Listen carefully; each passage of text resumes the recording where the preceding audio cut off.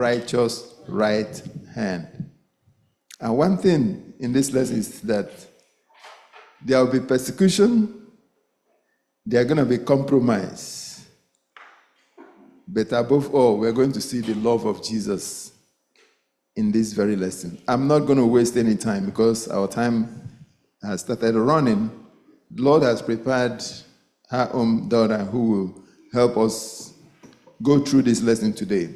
I know she will want us to assist her as we study this lesson. But before then, we are going to pray. Mighty Father, the time has come when we need to hear from you. So, Lord, speak through your daughter now. Prepare her and give her the message. Give her the word. Give us listening ears and receptive mind to this very message. Selfishness or love. Let us decide. Make a choice. The one we want to take. Thank you, Father, that we have come to hear from you today. So, Lord, speak to us now. In Jesus' name I pray. Amen.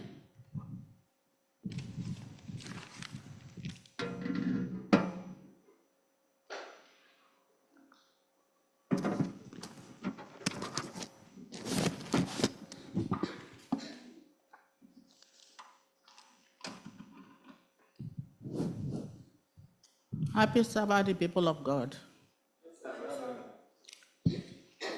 We are glad that God has brought us back here today to continue worshiping Him, studying and learning the truth, so that, yes, I think it's on.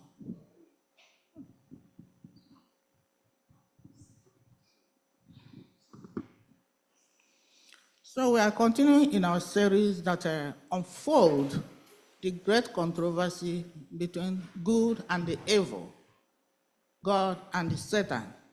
Last week, we studied lesson 1, which said the war behind all wars, how trouble started in heaven. Satan stirred the truth, and there was problem in heaven. He had his own people on his side, and was able to convince them to follow his ways, to believe that God was not kind. But in the end, the truth prevailed. Satan will do whatever he wants to deceive and to destroy, but the truth always prevails. He has continued, and the truth will continue prevailing unto the end. And today we have another interesting lesson. It says the central issue. And just as the person who introduced pointed us, there are two pictures here, one pointing to self, and the other one just looking calm. That is the one who has love, and the other one is selfishness. Fear not, for I am with you. Be not dismayed, for I am your God. I will strengthen you. Yes, I will help you. I will uphold you with my righteous hand. Sometimes these are the texts that make us wonder, or people ask, so where is God after all these promises? Why do we go through trouble? It doesn't protect. God didn't tell us that when we believe, when we worship Him, that everything is going to be rosy. No trouble, no problem with us. No. Most things come our way to prepare us. We face trouble, even in our own private lives. It's never perfect. So what He's saying, what He's teaching us, He who remains faithful unto the end, just in our own things. That is the core issue here. Satan continues brewing trouble. So in this lesson, we are going to see that he didn't relent, and God didn't leave his own people to be defeated by Satan continually and always. So in the destruction of Jerusalem, we discover a foreshadowing of Satan's strategy, both to deceive and destroy God's people at the end of time. Jesus' instruction in Matthew clearly outlines last day events in the context of Jerusalem's fall, where he warned people. But the problem with these people is that they turned their back against God, the person who brought them out of it. These are the chosen people, the chosen generation, to exemplify the truth, to tell people of the world that God is God, that Christ is the Son of God, who died, came to deliver us from our sins. So instead, like people will do today, they turned their back against God. Instead of showing example, instead of showing the world, portraying Christ to the world, they turned their back and denied God and denied the truth. That is why what happened to them happened to them. Because God does not force us to choose. He gave us a free hand. He didn't want to be hard on us, to force us, to do things that we don't want to do. We are given freedom of choice. So what the evil one fails to accomplish through persecution, he hopes to achieve through compromise. God is never called to by surprise. And even in the most challenging times, he preserves his people. Even during the destruction of Jerusalem, even as they were warned, and a lot of things happened that time, people died, there were people who were able to escape and were saved. That is why in a broken-hearted Savior on Sunday, we see Jesus weeping, that the same thing continued, the same story, people being disobedient, people turning their backs against God, their Creator, the Savior who came and they died for them. I wouldn't even want to maybe offset a $5 debt I'm owing. How much more dying for myself or dying for other people? So, let us read Luke 19:41.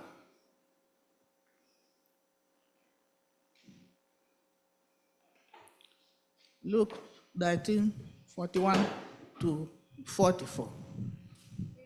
Yeah. And when he was come near, he beheld the city and wept over it, saying,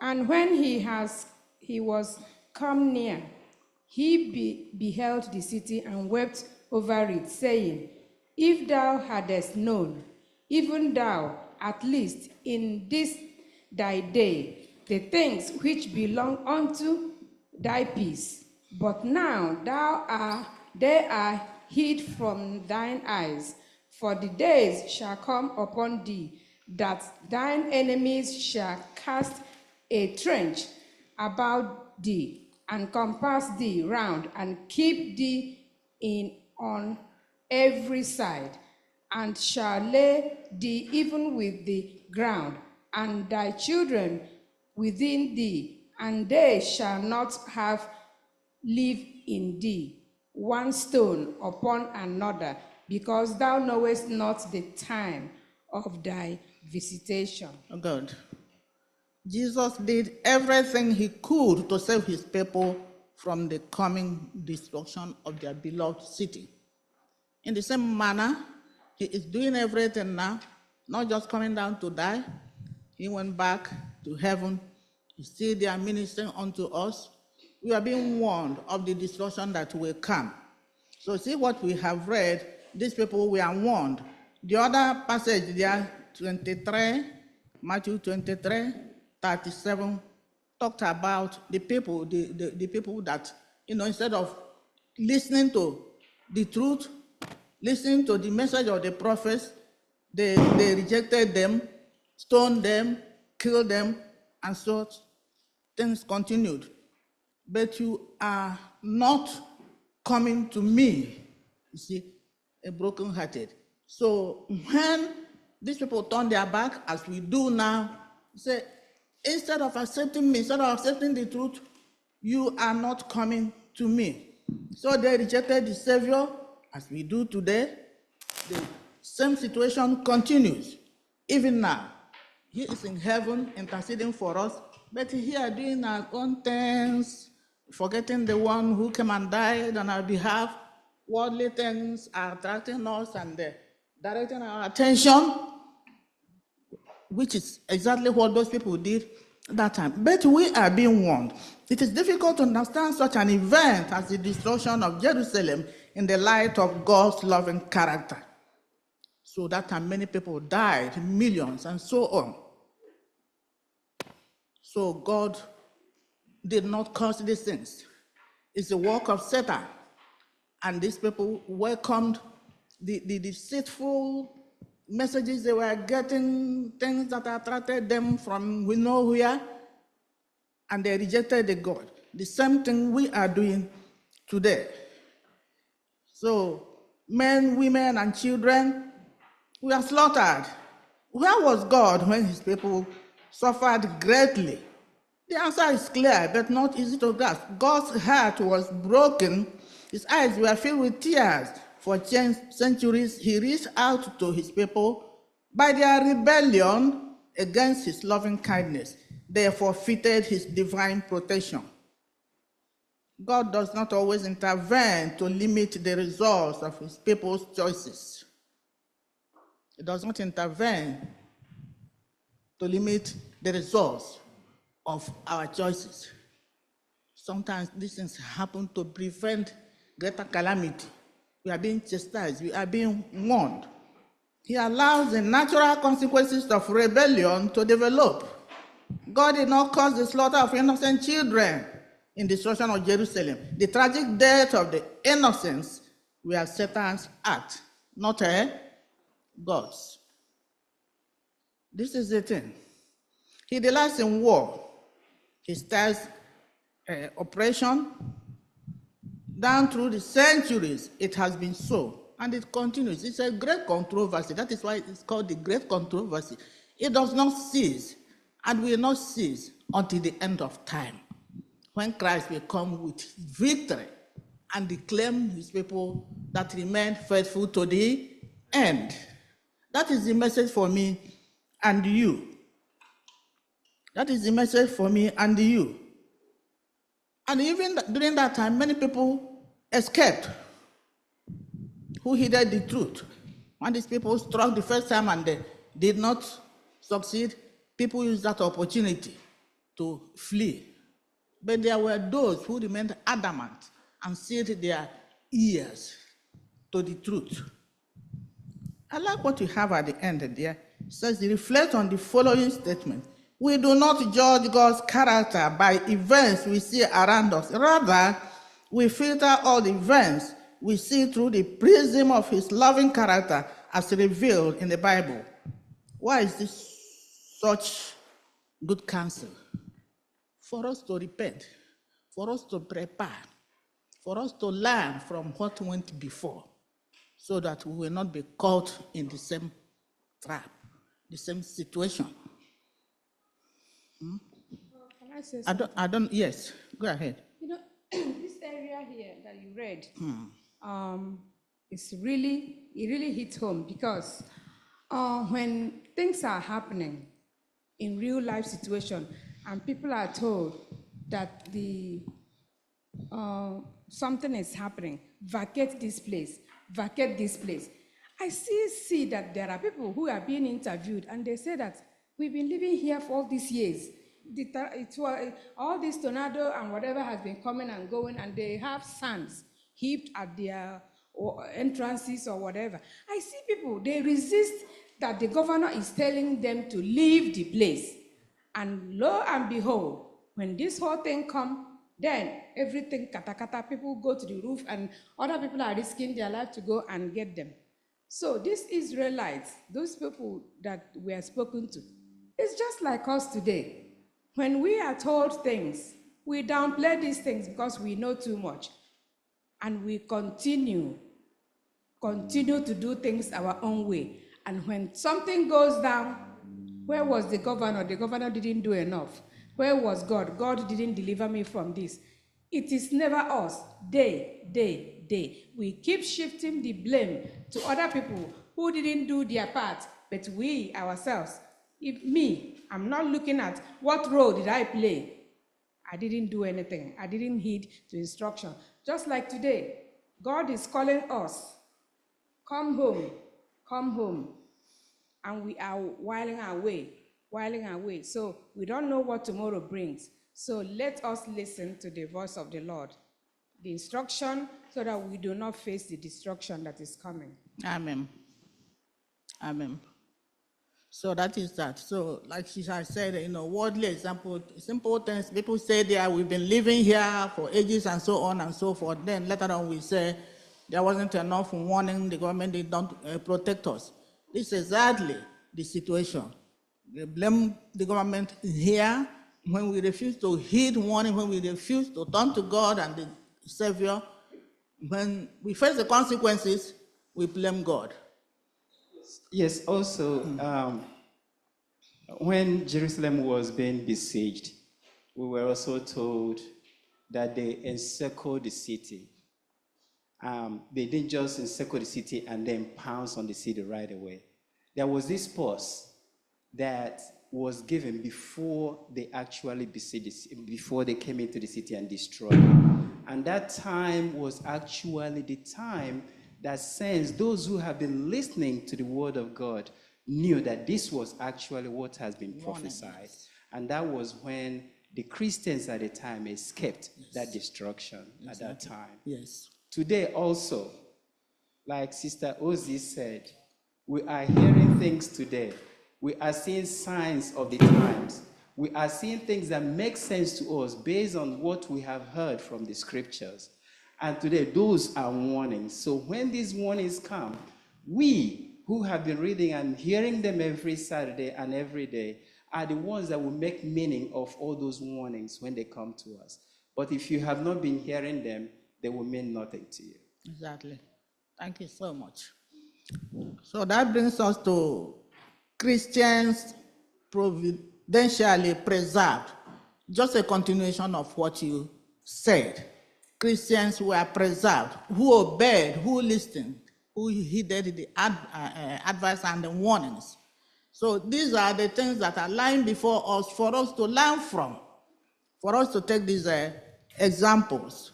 God's mercy, grace, providence, and foreknowledge are clearly revealed in the events that surround us, as well as they were revealed in the events that took place before the downfall of Jerusalem. In Psalm 46:1, it says, God is our refuge, strength, and a very present help in time of trouble. The other one, the Isaiah 41:10, is our memory verse. Again, these are the things, after reading them, we say, where is God? God is where he is. Yes, he is. We are the people who are not where we should be, not God. He is where he is.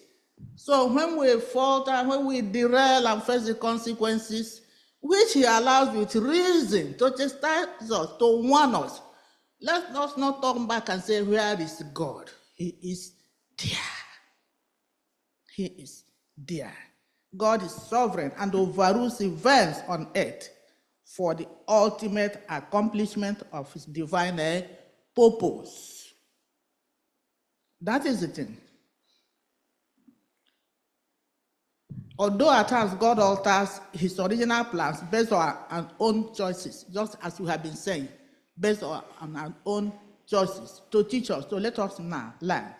There will be times when the people of God experience hardship, persecution, imprisonment, and death itself for the cause of Christ. But even in the most challenging of times, with Satan's most vicious attacks, God sustains and preserves his church. Let us read Hebrews 11:35. Women received their dead raised to life again, and others were tortured, not accepting deliverance, that they might obtain a better resurrection. And others had trial of cruel mockings. Excuse me, hold it there. Not accepting deliverance, that is not yielding to the present pleasure. that they will get to the end, the ultimate pleasure, which is salvation. That is what it means here. Just as we are today, there are things, many things attracting us out there. They're so attractive. But we are asked to remain faithful. Pray.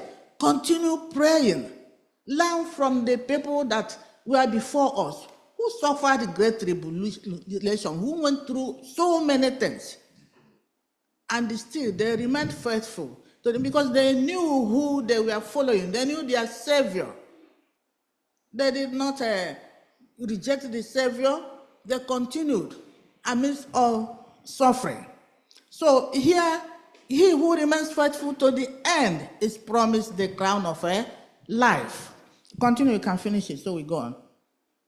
And others had trials of cruel mockings and scourgings, yea, moreover, of bonds and imprisonment. They were stoned, they were sworn asunder, were tempted, were slain with the sword. They wandered about in sheepskins and goatskins, being destitute, afflicted, tormented, whom the world was not worthy. They wandered in deserts and in mountains and in dens and caves of the earth. Okay. Do you see that? These things are brought to us, not to judge why God allowed these things to happen. It's for us to see how far it went, how much people this suffered. Still, they remained faithful. That is the core issue there. They remained faithful. In vain were Satan's efforts to destroy the church of Christ by violence. The great controversy in what the disciples of Jesus yielded all their lives did not cease when Jesus' faithful standard bearers, that's the disciples, yes, those who grasped and laid hold of the truth, and they lived by it and kept to it. You know, when they fell at their post because of what they believed in. You see, by defeat, they conquered. By defeat, they conquered. That is by going through those things. By going through the tribulations. They were worldly defeated, but eternally they conquered. A crown of life is waiting for them. God's workmen were slain, but his work went steadily forward. The gospel will always continue, no matter what, no matter Satan's effort and attempt. God's workmen were slain, but his work steadily went forward. Ellen G. White. See? What should it mean to us that the Bible writers, who certainly knew pain and the suffering, those who wrote the Bible, Paul, Peter, and all those, they knew suffering. They went through suffering. Could nevertheless, again and again, they turn to us and say, be faithful, continue. Then they didn't tell us, oh, we suffered. Don't suffer, don't go through that. You see? Mm-hmm. That is why they are admonishing us, telling us, don't go there. You know, that's what I will say, isn't it? Hey, but they faced all the suffering, tribulation. They were sown with sword and fefe, what do we call it? You don't want to think about it. Yet they say, be there. So that tells us that that is what it should be. That is meaningful, eternal life. Otherwise, why did Christ come to die? Went through all the pain and so on. I don't know if we have something to say, otherwise we continue to faithful amid persecution. Faithful amid persecution. The same message, the same example. Faithful amid persecution. Peter preached in the synagogue, and the other disciples, they preached God. They preached Christ in spite of everything. Let us look at Acts 2:41. Then Acts 4:4.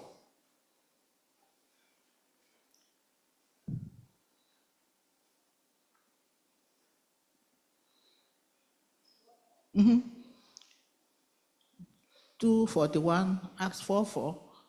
Anybody?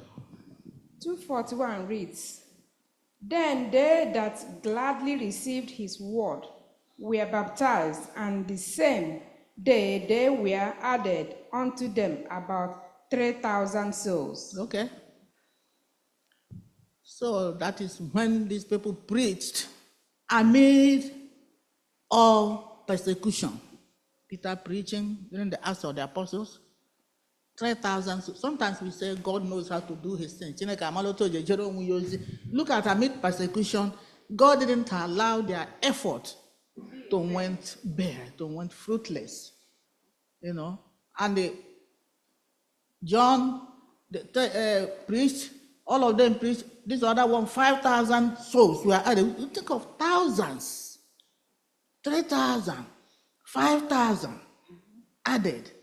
These disciples faced threats. They were not doing these things in a hudo, the pleasure. They had no pain. Nothing was wrong with them. No, they were doing it amidst suffering.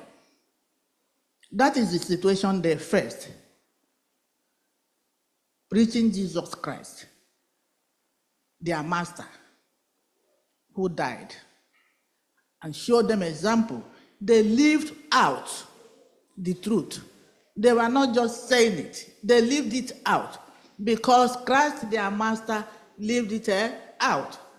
During his earthly ministry, he was doing many things, preached, healed people of sicknesses, showed the example, and the disciples were watching him. And so when he left, he gave them the commission to continue. And they followed his footsteps because he lived it out, and then they are also living it out. They were not just saying it by mouth. They were not selfish. They were not pompous, trying to show who they were, their own authority, and so on. The bastions of hell were shaken. The shackles of Satan were broken. Pagan superstition crumbled before the power of the resurrected Christ. This is so sweet. The gospel triumphed in the face of overwhelming odds. The disciples, no longer covered in upper rooms, fear danced away like a fading shadow. Instead, faith filled the disciples' hearts. One glimpse of their resurrected Lord changed their lives. Their resurrected Lord changed their lives. Has a glimpse of the resurrected Lord Christ changed my life and your own? Are we reciprocating that love? Are we sitting down and saying it doesn't concern me? It is not my job? The resurrected Christ changed their life. Jesus gave them a new reason for living. Our Lord had not only given them the Great Commission, but the great promise. But you shall receive power when the Holy Spirit has come upon you, and you shall be witnesses to me in Jerusalem, Judea, and so. Are we keeping the gospel in motion? Me and you? No, are we? No, but we should. Should we? Should we learn from now? This is the situation. Is the gospel triumphant because of our effort, our input, me and you? What is the status of the gospel when it comes to me and when it comes to you? What is our position? Where are we? And what are we? Are we contributing? The gospel penetrated to the remotest corners of the earth. Although the last of the disciples, John, died yet the gospel continued. Here, I'm interested in the lower part, the last paragraph here. It unfolds the extent of the persecution. This is a young man, I think Pliny, described the official trials. You know what it means by official trials here? Persecution. Official trials. He wrote to his superiors over there. in Turkey, what is now called Turkey, saying how much Philip's statement was 8 years after the crucifixion. Pliny described the official trials he was conducting to find and execute Christians. He stated, this is what he verbalized, for many persons of all ages and classes and of both sexes, men and women, are put in peril by accusation. They accuse them by accusation, and this will continue, this will go on. Huh? The contagion of the superstition Christianity has spread not only in the cities, but in the villages and rural areas. That's his annoyance. And he went on persecuting them, and he wrote to his superiors to uphold his power. Like, this is, yes, I'm doing the right job. Persecution. So these people, they really suffered, but they remained faithful. Do we have something to? You know, this area, the hard words that are used here can scare people of faith. Whenever we get to things that has to do with hellfire or persecution, it worries me, it bothers me. Who will stand? Okay, look at how harsh these words are. Execution. Execution is for somebody who has been properly tried. It even takes time to be proven completely guilty. But just being a Christian, you are already going to face execution, persecution. You have no control over it. You only have Jesus as your lawyer because the earthly lawyer is not there for you. Even now, don't we hear these harsh words from our leaders, from politicians, what they're going to do to people? The world is, and these things are becoming acceptable. We're hearing persecution, we're hearing imprisonment, we're hearing things. So perilous times are coming. It is scary. It is difficult for somebody to stand in the midst of this when you know you're going to be persecuted or crucified or killed. We need a lot of prayer and the Holy Spirit to stand when we know we are going down. And you know what scares me most? I ask myself all the time, my own fear is, how good am I with God? When I'm volunteering, I say, you can cut off my head if you want to. But I ask myself, how good am I with God? So when we talk about persecution, we should think about our lives because it's coming. Gradually, it's coming. And that's the scary part. Okay. Okay. It's also said that the blood of martyrs is the seed of the gospel. So, all we want to ask God today to do to us is to give us that old religion, give us that preparedness that those martyrs had, at the time. And they were ready to give their lives. Do you know what a joy it will be for all these people that died working for the Lord? The joy that will be in heaven when they meet themselves again. And that is the hope of salvation. That's the hope that we should have today. Not looking at yourself and saying, am I ready? Just take cut off my head. But I am sure that if you are ready, you will be able to die for this gospel. And that is what we should be praying for today. My question is, if we believe that Jesus came and died for us, shed his blood, why do I need to shed my own blood again? Why do they need to cut off my head? When Jesus has come and died, that's my question.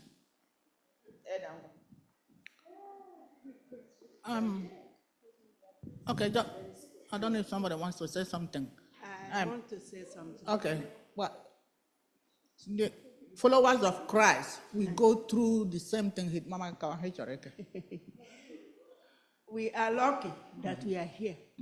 in Nigeria, where we are coming from, when whether we call them SIS or what they call themselves, when they entered Nigeria, they were going into the church. ISIS. They were going there. ISIS. They go there.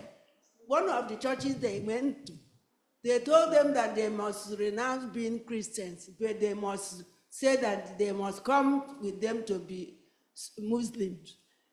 They said no. They said, okay, that means you are going to lose your life today. And they went into that church and removed all men in that church and fired them there. Today, I'm talking of today. I'm not talking of the time of Christ. I'm not talking of the time of the Jews. I'm talking of our own time of today. If we are the one that somebody comes into this church this morning and said, you must go and be to Islam, and we say, no, we are not going, and he say, men, come outside. Can any one of us agree? We want to be running away from it. So that's why I'm asking the question. What? And paid it all. He paid the price, Okay. but there's always a consequence for an action. No, but there's no consequence for this one. For yes, it is, because we've sinned.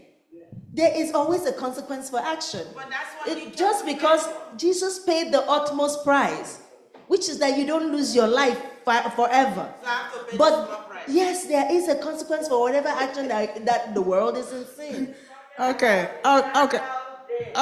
Yeah, there are hands behind. Okay. Hold on, Sister Nancy. Let's hear Sister Nancy. Oh, people are there. Yeah, happy Sabbath, everyone. Mine wasn't to answer the question, but can you hear me? Yes, we are hearing you. Okay, mine was a kind of a question. Sometimes it's not easy. Day by day, if we don't overcome those little things, it's showing us we are not in good time with the Lord. This morning, I was just asking myself, if you're not being accused of something you didn't do, if somebody accused you maybe at work or anywhere, how frustrated are you? You know that you're innocent. You know you didn't do whatever you are accused of. And now you are judging and you're praying and crying over it day by day. As I was thinking about it this morning, God reminded me of something in the Bible. How about those in prison today? They were in the wrong place at the wrong time. They were accused of something they didn't do. Now they end up in prison for years, 2, 3, 4, 5 years goes by. And I think about the Lord remind me something. Do you know those people? It might be that he shielded them from something that could have happened to them if they were outside. But how did they feel when they were in the prison? Maybe that might be the only way God can bring them back to him. Sometimes things that are happening in our life doesn't mean that God hates us. It means that God loves us, because in Romans, if we remember 8:28, say all things work together for those who love God. Now, coming to what Sister God was asking, Jesus has died for us. And he said, can a servant be greater than the master? No. We all have to go through persecution because of what? There is still devil in this world. And God has said that he already defeated him, but we have to be part of it. How can you testify something if you didn't experience it? Because there is son of Moses and of the Lamb, of those who are what? Who experience something in their life that they can tell the story. The angels will do what? Fold their wings, because they have no experience what we are going through. So that the other worlds will see what sin has done, because he says that sin will not rise in second time. God has to make sure that no matter who you are. So whatever we are going through, it's not that God hate Jesus because he died at the end of the day. No, we have to be part of it so that you can testify your own word. That's why you have to have a crown, because there's no crown, no suffering, no persecution, no crown. So I hope that help us to, a little bit understand why we have to go through persecution. Not all of us will go through it. Some of us will go harsh one. Some of us, it might be day by day at your workplace. May God help us in Jesus' name. Okay. Amen. So that's it.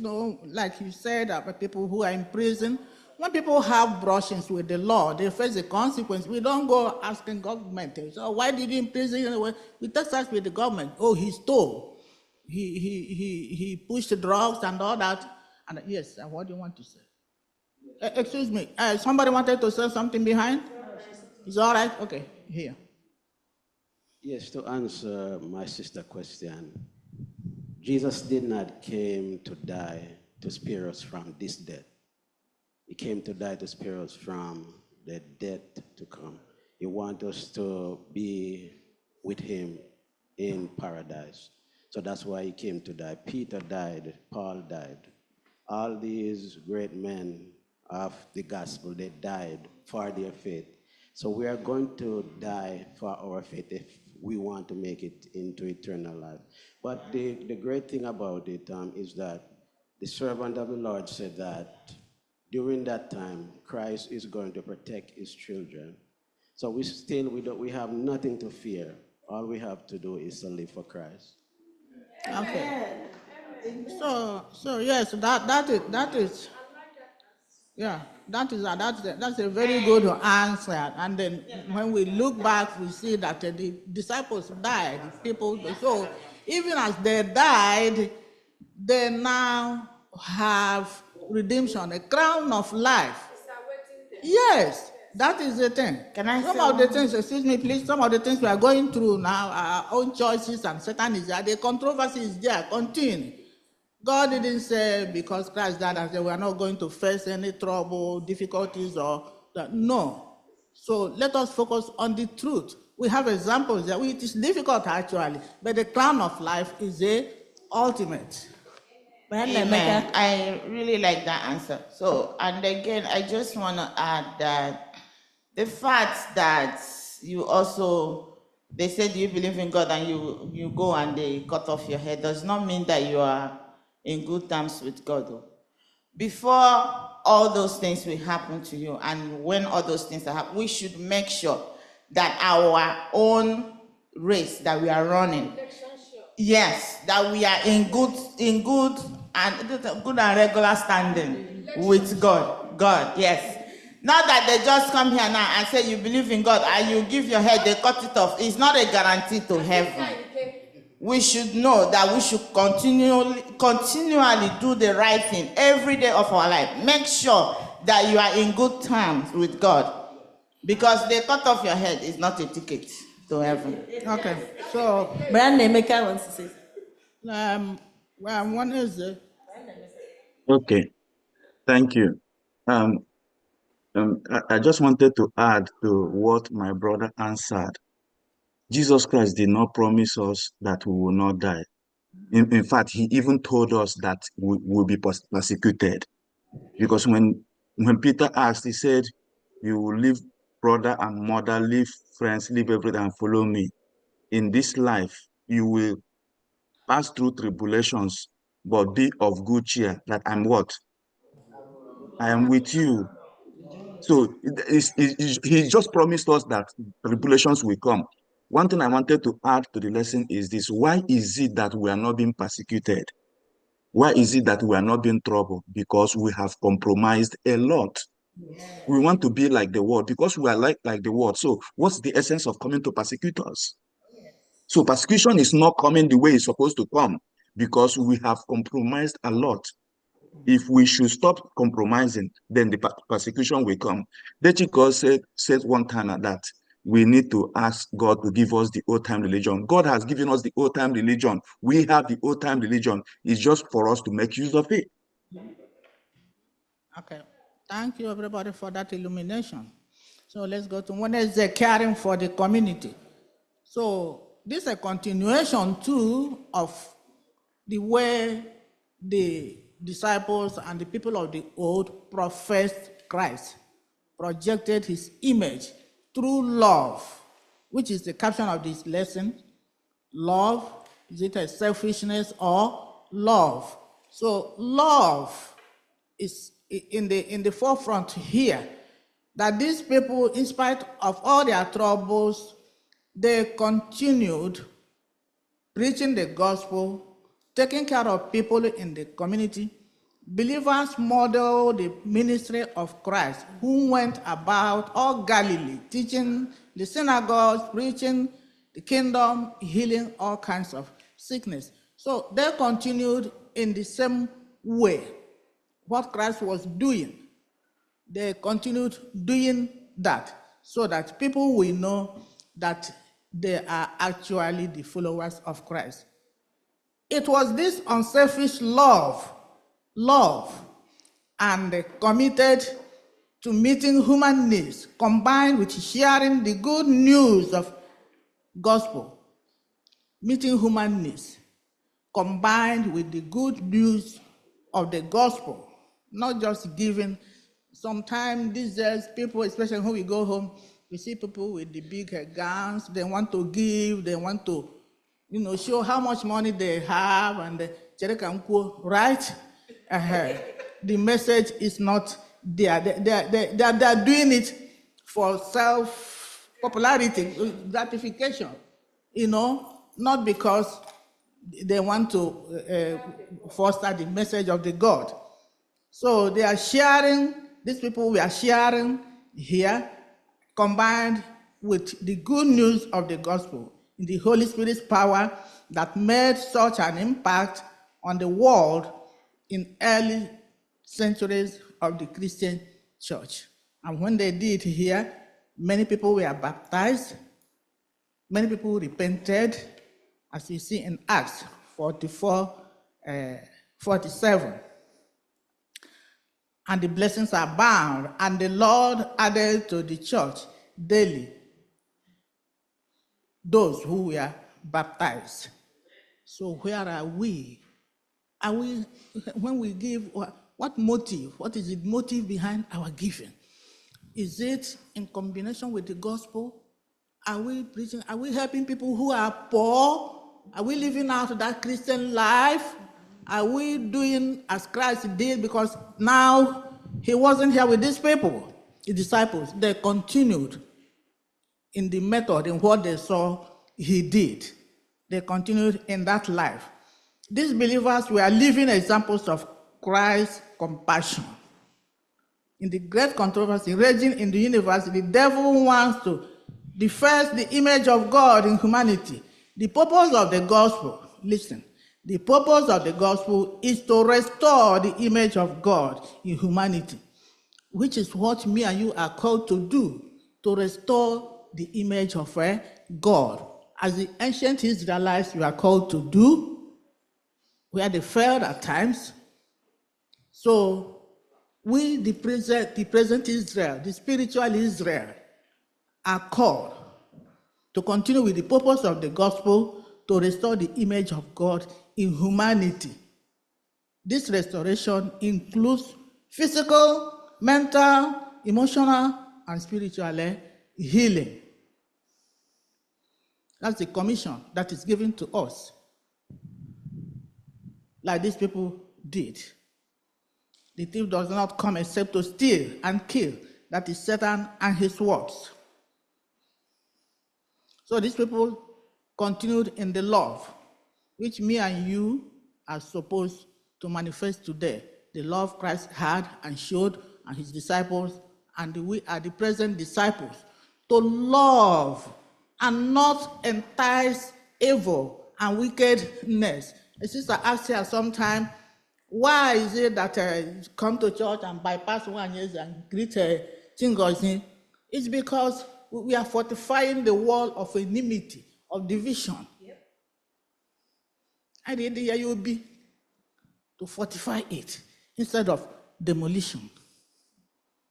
Where there is love, I wouldn't want to take sides with 1 year against his disagreement with Wozichi, and so on and so forth. That is the love that is being talked about here.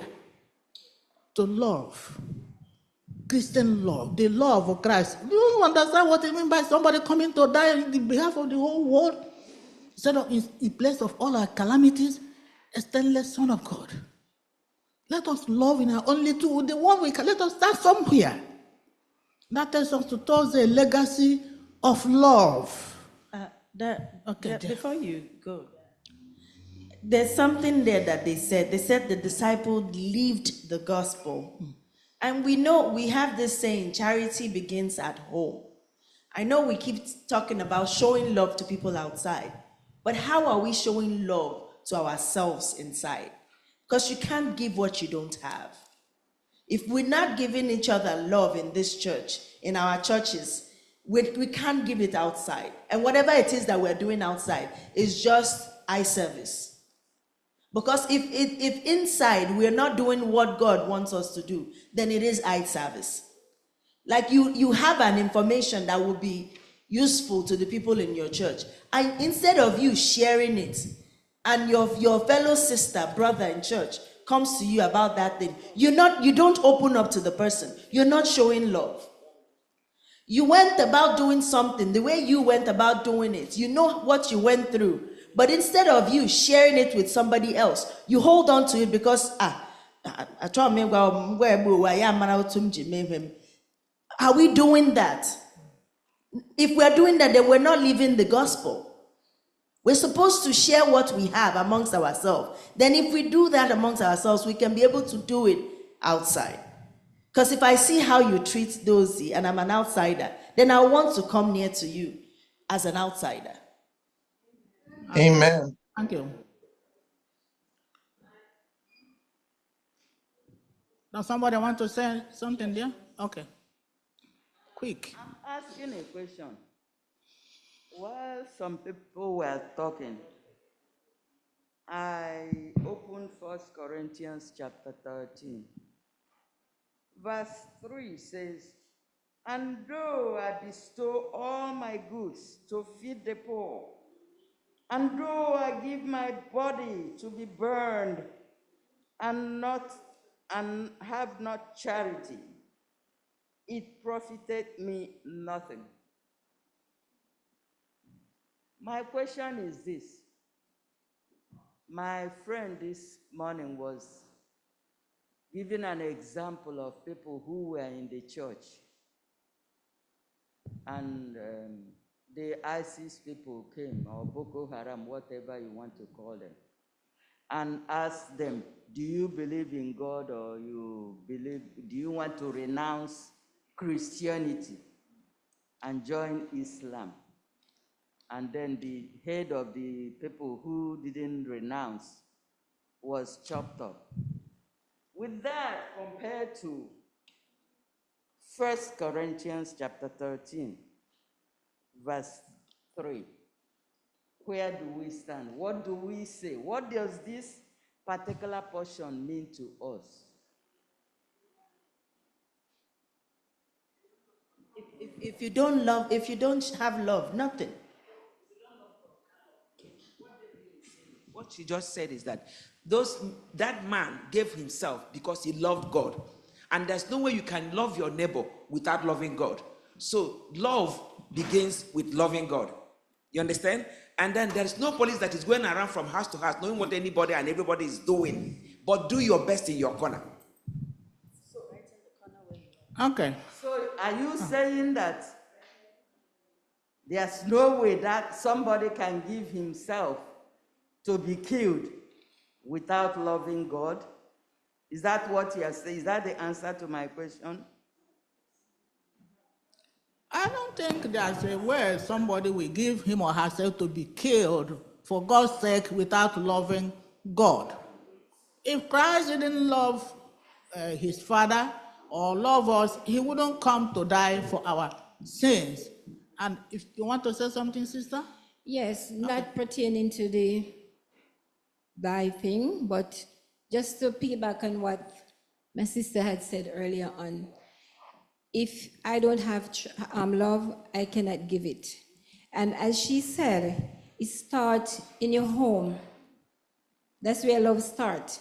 And we would call the church, in a sense, our home, because we are together, we are God's people. And when you look at Jesus' disciples, Jesus took care of them first. You remember when the woman came to him and she was asked, should I take the children bread and give it to the dogs? He was thinking about his disciples. But at the same time, because the woman was so persevering, she said, even the dogs. Because if the dog's faithful, you have children sit around the table, something will fall from one of the child, and the dog will gulp it up. And you know what you say, it is so profound, because sometimes it does not start in our home. We go out there doing all these kind of things and neglect here, our home, and even in the church. What kind of giving is that? Something is wrong with it.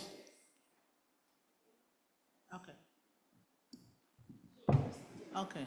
So that is it. We are ready. Onyankuzi, I want to say something. Okay, go ahead. This is pertaining to love, and the man that gave his head to be chopped off.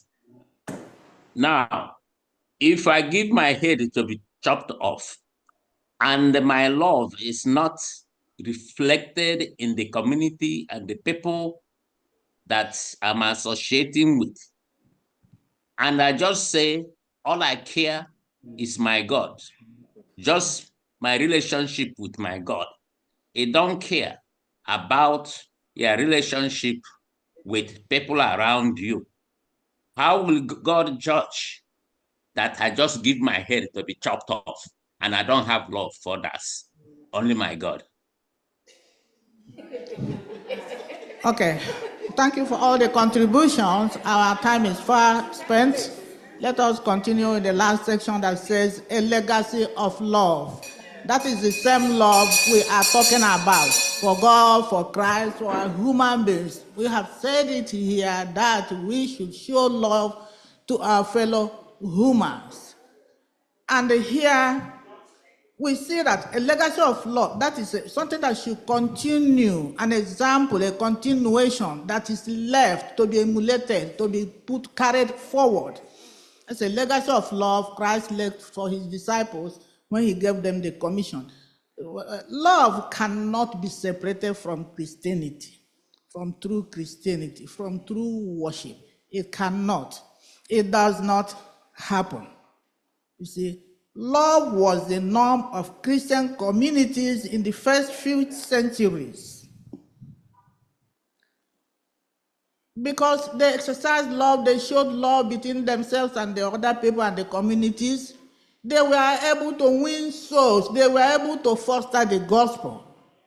So are we showing love, doing things we should do together with the gospel to foster the gospel? They lived it out. They emulated Christ, their Savior. Because when he gave them the commission, he will say that people should know that you are my disciples. One of the greatest revelations of God's love was demonstrated when two devastating pandemics plagued the early centuries around AD 61. We were told that these people were selfless. They became nurses, caring for people, and these diseases were deadly. They still knew it.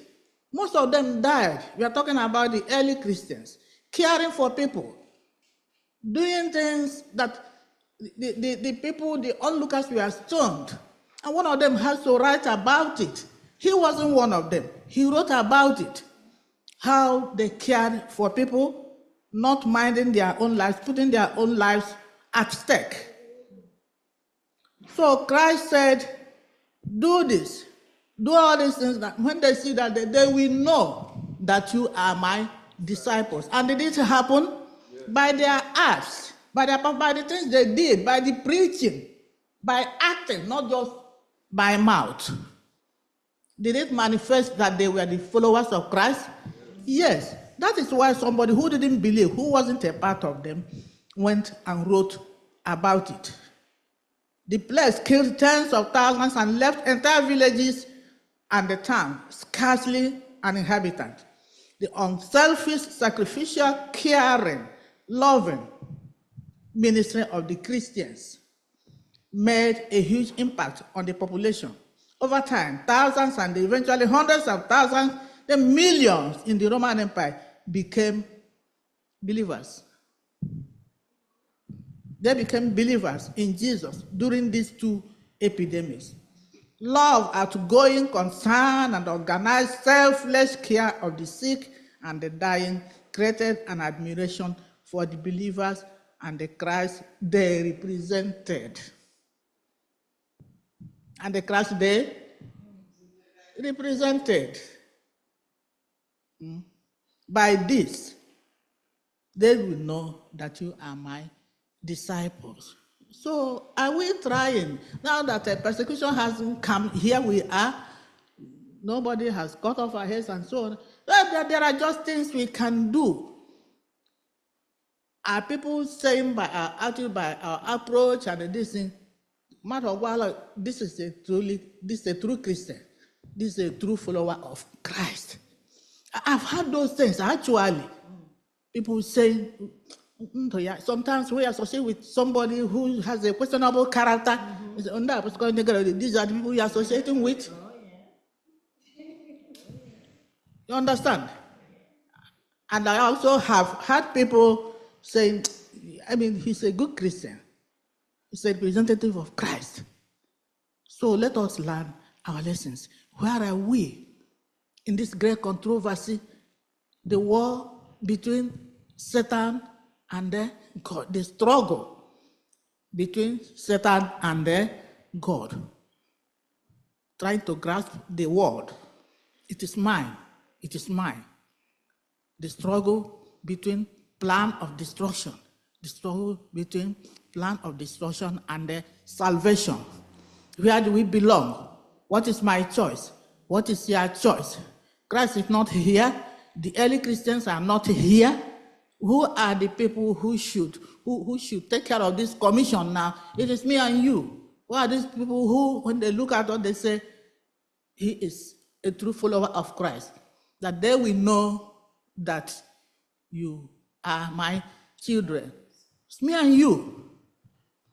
So let us not sit and judge and say, why they cry, why are we suffering after Christ has died, and so on and so forth. He didn't die for us not to suffer earthly. It is eternal life.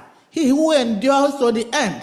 When you read Hebrews 11:35-38, see what Paul went through there.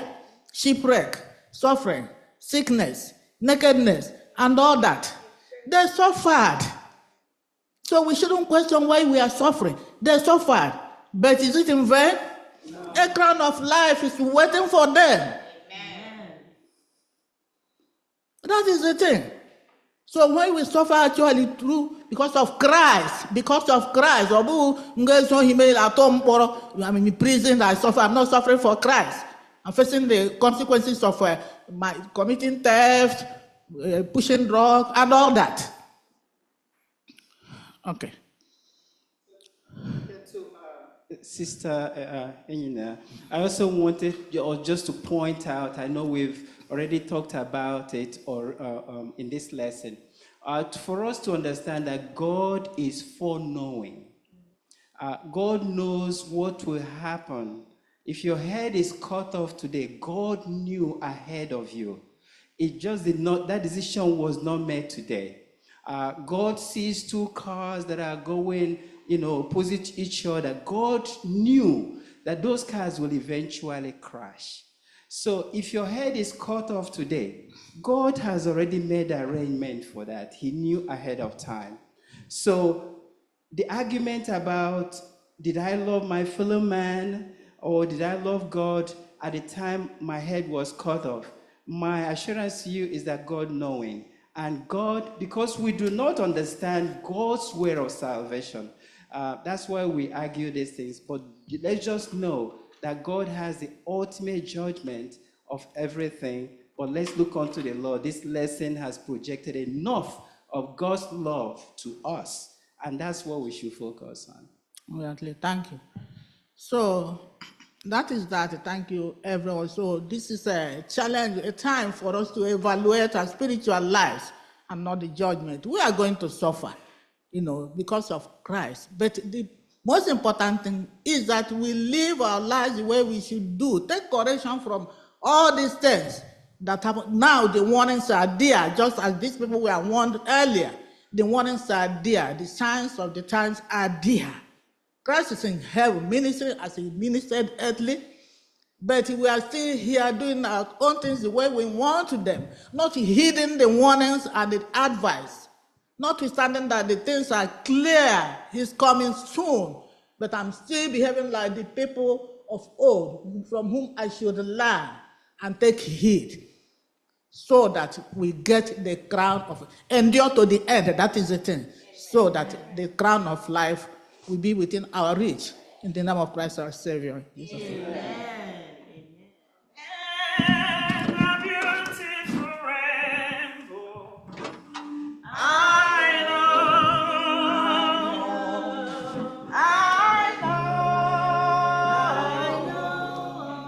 God made the beautiful rainbow. That's why I love him so. Amen. When you give a teacher a lesson to teach, you should be ready for compare and contrast and analyze. Thank you so much, Dankechi. I always enjoy when you teach lessons. I pray that the God of heaven will continue to bless you and bless your ministry in Jesus' name. Amen. Before I do the expense offering, I would like to welcome the new faces that I'm seeing at the back. I am seeing one family, one very beautiful family at the back. And I think that's the Isaac family, right? Is it? Yes, that's the family I'm talking about. Can you stand up and greet the church? I didn't really get the family name, but I know somebody's Isaac in here. Okay, I think I will give you, sir. Yeah, my name is Happy Sabbath. My name is Leon Date, and this is my son Isaac, and my daughter Josiah. You're all welcome. I pray that the Lord be with you. You're welcome. This is First Igbo Seventh-day Adventist Church. Any other time you're here, I urge you to also please come and worship with us. I'm also seeing you here. I know I've seen you before, but we also want to know you. Just say your name. I'm Hyacinth Brown Johnson. I'm from Pastor at the congregation, which is Faith Temple. Okay. Thank you so much. You're welcome, ma. We know you. You remember now. And we also want to welcome our member. We've not seen him for a very long time. His name is Mr. Azubike Ongenga. Our Baz member. You're welcome, sir. Happy Sabbath, saints of God. Remain blessed in Jesus' name. Amen. You're all welcome in Jesus' name. Amen. It is now time for our Sabbath School expense offering. Like we all know, Sabbath School expense offering is what we use to support the affairs of the Sabbath School. I also want to encourage you, if you've not gotten your quarterly, to meet our superintendent so you can grab a copy before you leave here today. Please dip your hand in your pocket as I'm singing this song and come and support the affairs of the Sabbath School. And as you do that, may the good Lord continue to bless you in Jesus' name. Mama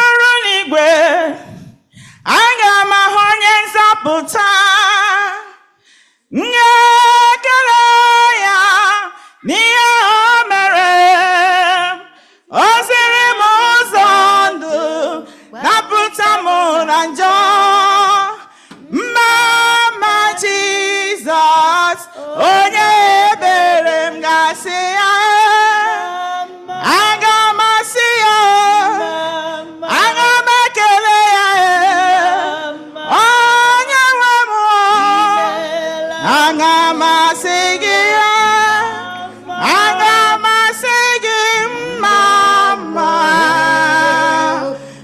mama Jesus, onye ebere m gasị ya, aga m asị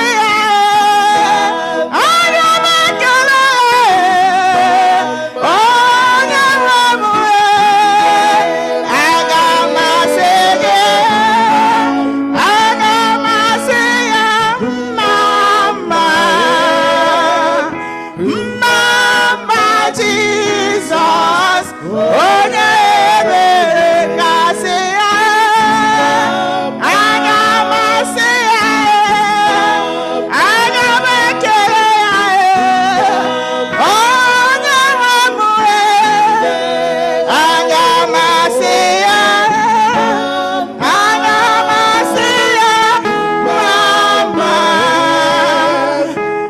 mama Jesus, onye ebere. Amen.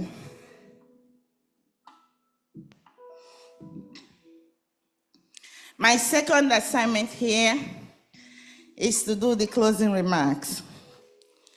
And that closing remark, you know how I do it. I just tell you what I learned from the lesson.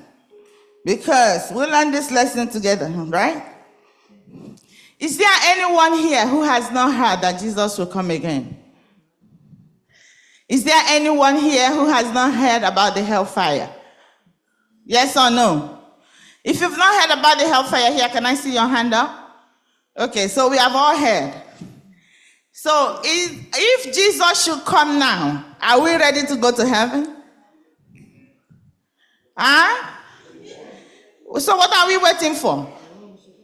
We are here blaming them in the old. Oh, they heard all these things. They still had in their minds. We are hearing today too. And we are also hardening our minds. Just before you sit down and apportion blame, know that you are doing the same thing. That same word that they heard in the past, we are also hearing today. What are we supposed to do? Amend your ways. Amend your ways because Jesus is right there at the door. Heed the call and do not play. Do good to all men. That Jesus that you are trying to please is right there by your side. Remember, he said, I should do it to those who are before you. It was me that you were doing it for. I'm paraphrasing. So if you see somebody who is sick and you are not helping to pray, to give your hand to help the person, and you feel that it is only when they say, if you believe in God, stand over here. If you believe in Satan, stand over. No. You have to start doing good from where you are. Sister Loma, where's that? Bright in the corner. Where you are, somewhere on the journey, we shall gather over there, bright in the corner, where you are, bright in the corner, where you are, bright in the corner, where you are. Somewhere or another you shall gather around the way, right in the corner where you are. And that is the lesson. Our next lesson is lesson number 3, and it's titled, Light Shines in Darkness. Memory verse is taken from the book of John, chapter 12, verse 35. Join us next Saturday. If you can, join us on Friday evening. Our pastor is always there to analyze and digest these lessons for us, so that when we come here on Saturday, we will all look at it and make our contributions. I pray that the Lord will be with you and be with your families. We'll meet you again next Saturday. Keep a date with God and keep believing. And I know that in the end, the Lord whom you serve will meet you at the point of your needs. In Jesus' name, amen. Amen. Shall we all rise as we bring the Sabbath school to a close by singing from SDA H652. SDA H652, Love at Home. There is beauty on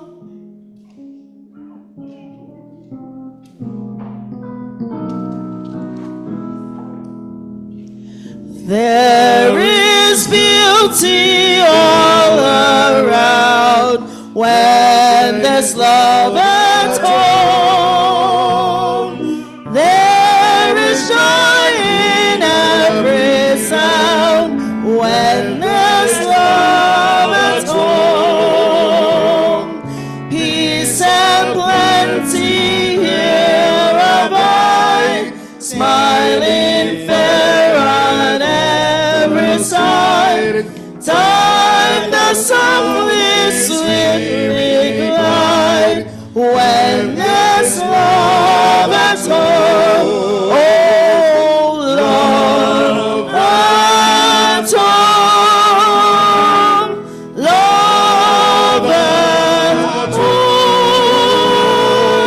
Time that softly, sweetly glide when there's love at home. Kindly heaven smiles above when there's love at home. All the earth is filled with love when there's love at home. Sweeter sings the brooklet by, brighter beams the sky. Oh, there's one who smiles on high when there's love at home. Oh, love at home, love at home. Time that softly, sweetly glide when there's love at home. Jesus, make me wholly thine, then there's love at home.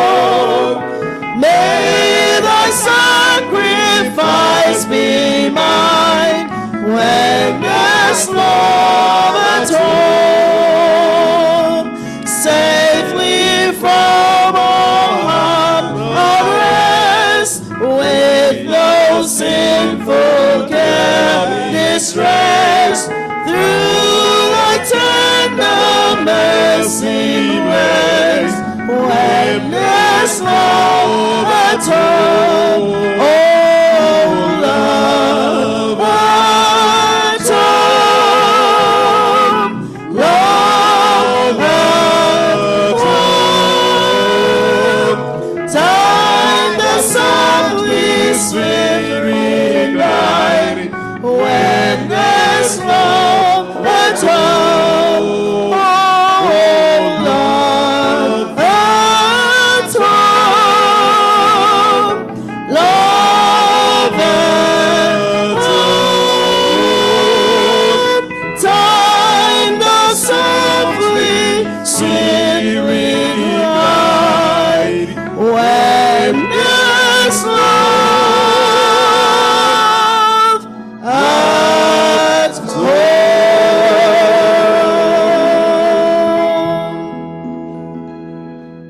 Let's pray. Our gracious and loving Father in heaven, Father, we thank you for being our Father. We thank you for making us your children.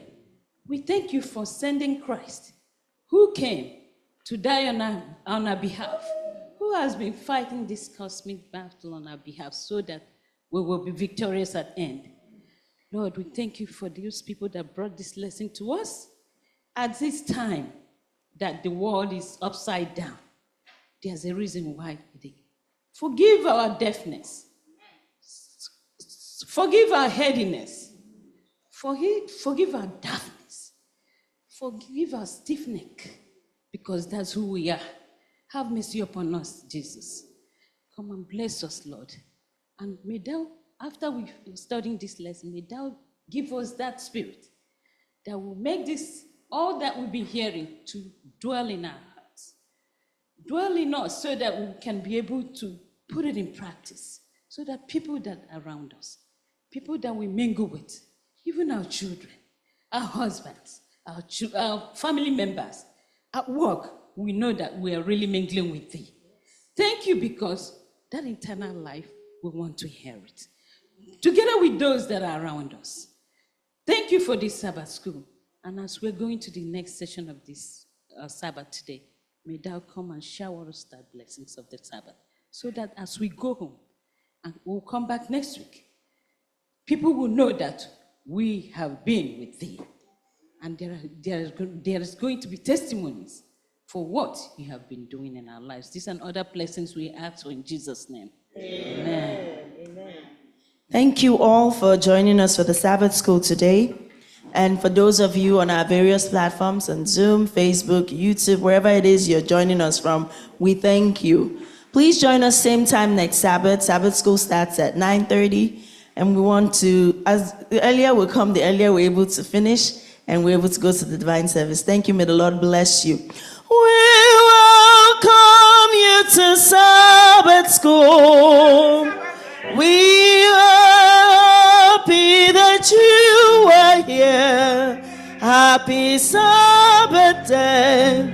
Happy Sabbath day to you all. Till we meet again. Amen. Happy Sabbath, saints of God.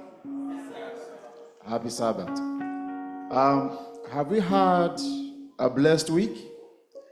How many of us logged in to the Family Life Ministry Week of Prayer? How many of us logged in? I was there all night. If you did not log in, you missed a lot. There were testimonies. There were challenges that faced us. God was able to deliver, and He will continue to deliver. So at this time, we will be rounding up the prayer section. We know that this week has been tough for each and every one of us here in this church. It's been tough. Last Sabbath, there was no dry eyes in this church. There was no dry eyes in this church last Sabbath. Everybody cried. And we are still fighting. And the opening statement on Sunday, as we began our week of prayer, I said that we are going into battle this week. We fought, we battled, and we are waiting for a victory. And that victory is sure. It's sure. Even the enemy is still fighting, still raging. As we speak right now, I spoke, Dr. Chinyerago called me this morning because she was in the program. I could barely hear her. She's really down. We're still fighting. So I would like everybody that is outside to come inside as we round up this prayer session. If you're outside, please come inside. Come inside if you're outside. Welcome, Pastor. Welcome, welcome, welcome. Please, those outside, come inside, come inside, come inside. Let us rise up. Okay.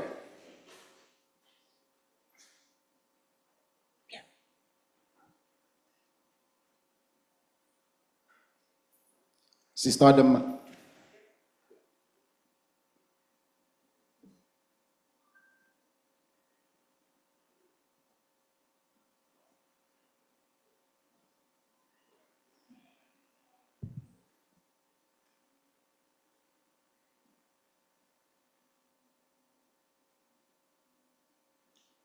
We will be doing this very quick. We need a solemn moment at this time. We are going to the throne of God. No noise, no walking around. It's totally between us now and God. We are going into the war room. We are going to fight now. Even if it's our last battle, we will fight it. And victory will be ours.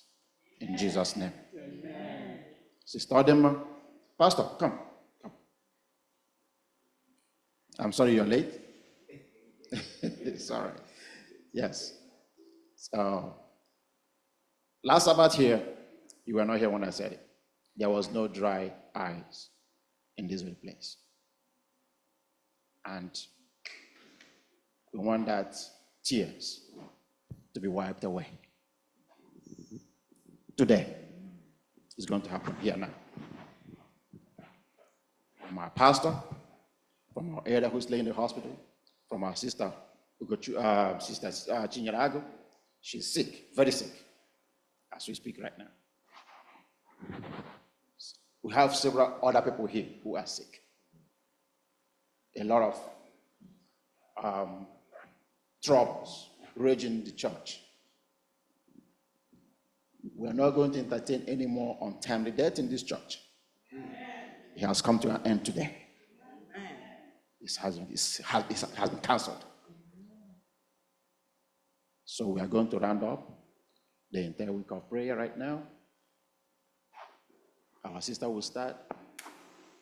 Elder will go. Then you will close us. Please, get your hearts in tune with the Holy Spirit. Shall we pray?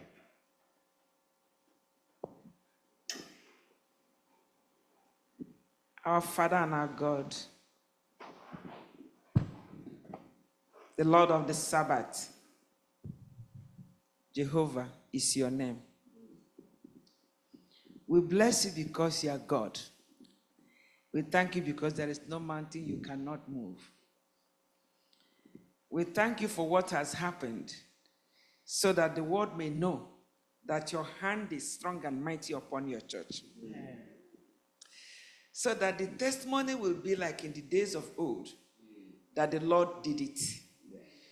You are Jehovah Ezra, the helper of man.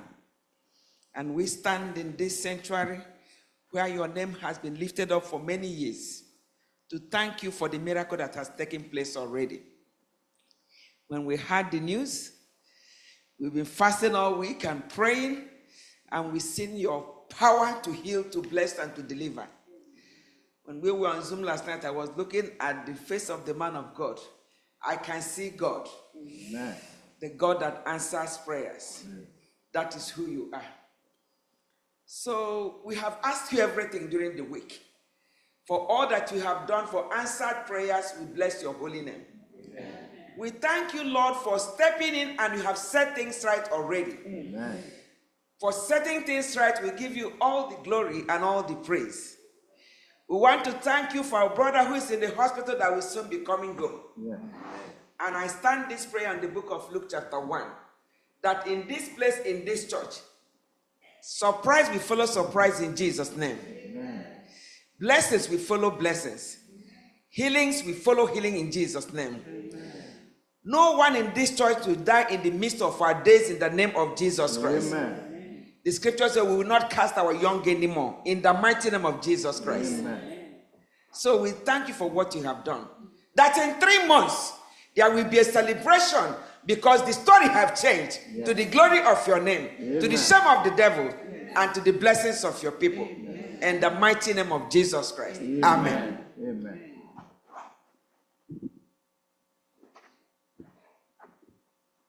I want to start by thanking you, Lord, for the miracles you have done amongst us.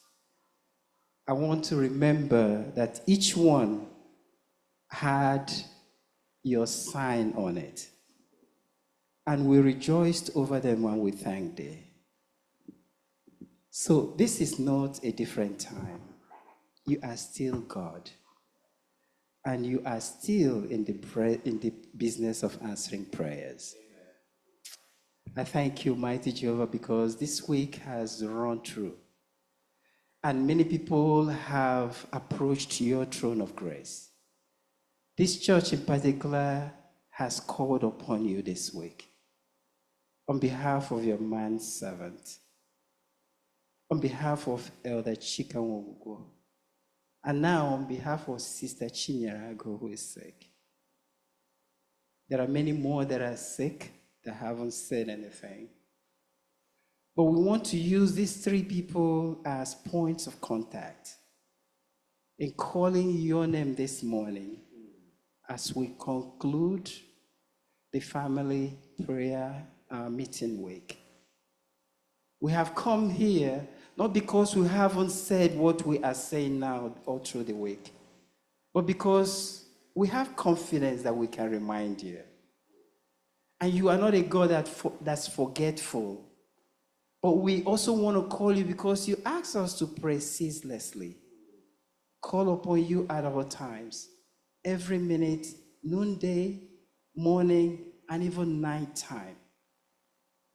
Not because we don't have confidence you've already done it, but we want to continue to call upon you because we are just human. Thank you, mighty Jehovah, for answering these prayers. I want to bring all the prayer that has been presented before you throughout this week and putting them all together. And mighty Jehovah, you know how to solve problems. I don't have to tell you. But we want to remember these people before you and those people that are ailing in other ways that we don't even know. That we will remember this day that we have approached your throne of grace and that you have answered. In Jesus' name we pray. Amen. Oh God and our Father, we come one more time in your presence because you never tire of hearing our prayers. I touch and agree with my prayer partners, both on my left and my right, as we bear the petition of your children to your throne room of grace. You said we are to come to you in our times of need. This is a time of need. Our sister is sick, our elder is sick. We thank you for the man of God who is in the house this morning. We ask, Lord, that you will continue to provide healing because you are Jehovah Rapha, the sure healer. Yes. When your son walked this earth, he healed the sick. He raised the dead. He caused the lame to walk, the blind to see. You are still that powerful God. Amen. You're the God of yesterday. You're the God of today. Amen. And you will be the God of tomorrow. Amen. So Lord, we place all these prayer requests, these requests for healing. We place all the requests this week in front of you. Those who are troubled in one way or the other, emotionally, psychologically, mentally, those who may be grappling with the issue of forgiveness, those who are grappling with the issue of anger, whatever might have been the issues, Lord, we present it in your house one more time. Amen. And ask that you will come through for us. Amen. For you are a prayer answering God. Amen. Lord, many of your children here have silent requests. You know them, Lord. For you can read our mind. Before we even ask, you're already answering. So, Lord, we present all the requests, all those silent requests at this time, and ask that you will answer each one of them according to your needs. We present the community that we serve in. We pray, God, that through our lives, by our conduct, that they will come to know you as Lord and Savior of our lives. Amen. Let this church be a beacon, a lighthouse on top of a hill, so that men and women lost in darkness may look, see the light, and come follow Jesus. Amen. Have your own way, Lord. We thank you for what you have done in us. We praise your name for what you will do, for the miracles, the testimonies, the praise reports we will receive. Hallelujah, we say to you. Hallelujah. Thank you, Jesus, because you are the God who answers prayer. Hear the plaintive plea of our hearts, and we tell you thanks now, in the name of the Father, in the name of the Son, in the name of the Holy Spirit, and let everybody say, Pastor, my name is Odema. You were here last year, weren't you? Yes, that's right. So the time for your lifting has come. May the Lord lift you up. In Jesus' name. And I would like to use this opportunity to thank everybody that participated, both in song service, prayers. I say may God bless each and every one of you. Come again next year, we will do it again. May God be with you all in Jesus' name. Amen.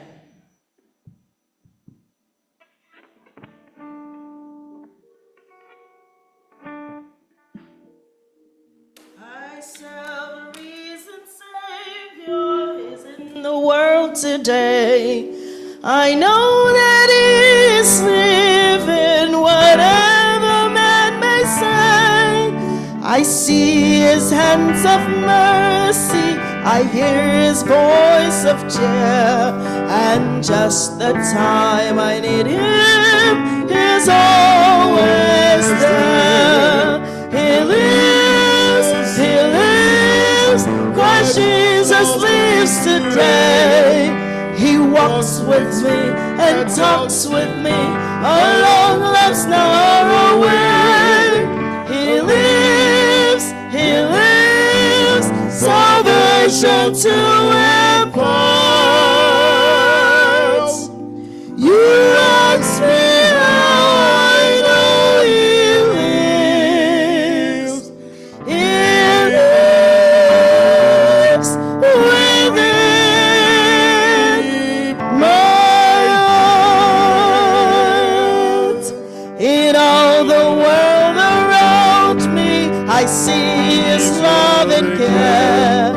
And though my heart grows weary, I never will despair. I know that He is with me through all the stormy blasts. The day of His appearing will come at last. He lives, Christ Jesus lives today. He walks with me and talks with me along life's narrow way. He lives, salvation to impart.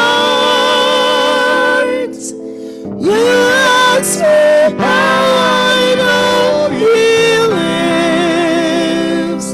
He lives within my heart. Rejoice, rejoice, oh Christian, lift up your voice and sing. Eternal hallelujah to Jesus Christ the King, the hope of all who seek Him, the help of all who find. None other is so loving, so good and kind. He lives, Christ Jesus lives today. He walks with me and talks with me along life's narrow way. He lives, salvation to impart. You ask me how I know He lives. He lives within my heart. Amen. Amen. Does Jesus live in your heart today? Are you happy to be here today? Are you happy that he led you through the week and you're here? Please, the sanctuary is noisy. It shouldn't be. Can we please take that outside? The sanctuary should not be noisy at all. Thank you. SDA 508, anywhere with Jesus. Because he lives, right? So anywhere with him we can safely go. Anywhere with Jesus I can safely go. Anywhere with Jesus I can safely go. Anywhere he leads me in the realms below. Anywhere without him terror's joys will fade. Anywhere with Jesus I am not afraid. So anywhere, fear I cannot know. Anywhere with Jesus I can safely go. Can you match my speed? Good. Anywhere with Jesus I am not alone. Other friends may leave me, he is still my own.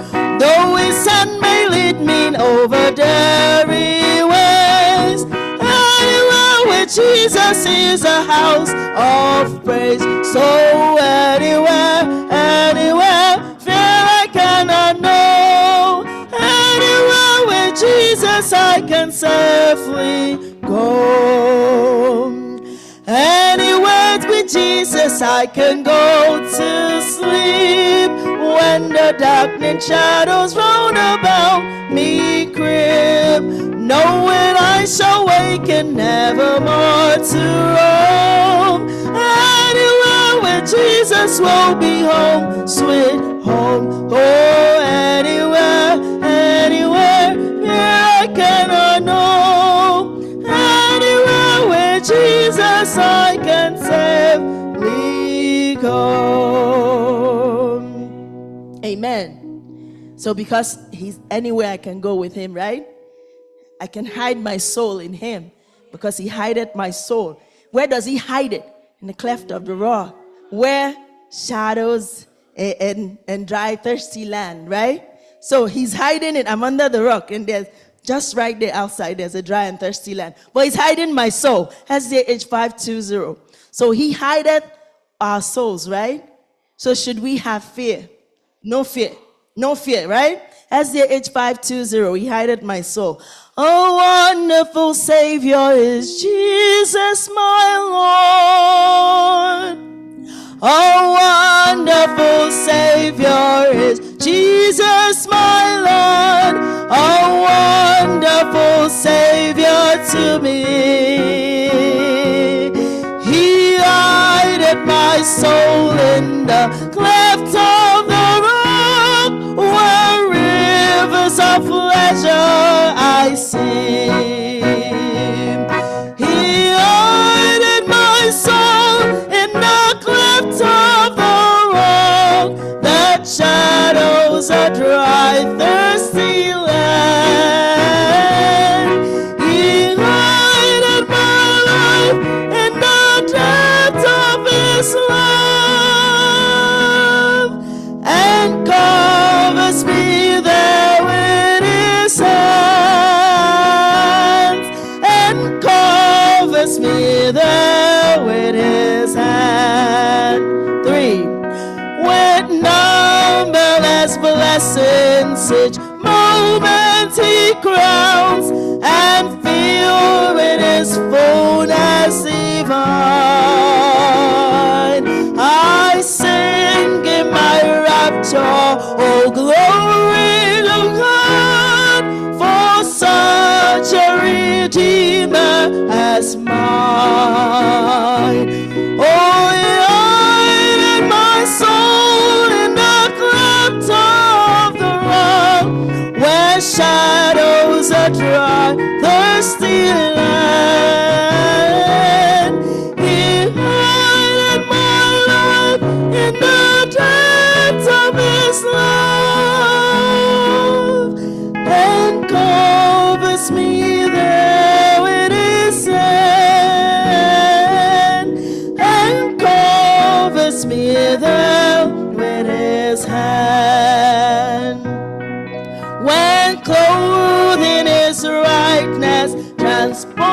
mountain I rise to meet him in clouds of the sky. His perfect salvation, his wonderful love, I'll shout with the millions on high. He guided my soul in the clouds of the road, where shadows are dry, there's still light. He guided my life in the depths of his love, and covers me there with his hand, and covers me there with his hand. Amen. So he's hiding our soul, right? So we have no fear. And because of that, we can say we boldly know who we believe in. SDA 5:11. I know whom I have believed in, because I know not why God's wondrous grace to me and you he has made known, right? Because while we were unworthy, he in his love, what did he do? He redeemed us for his own. I know not why God's wondrous grace. I know not why God's wondrous grace to me he had made known. Know why unworthy Christ alone redeemed me for his own. But I know, I have believed and I'm persuaded that he's able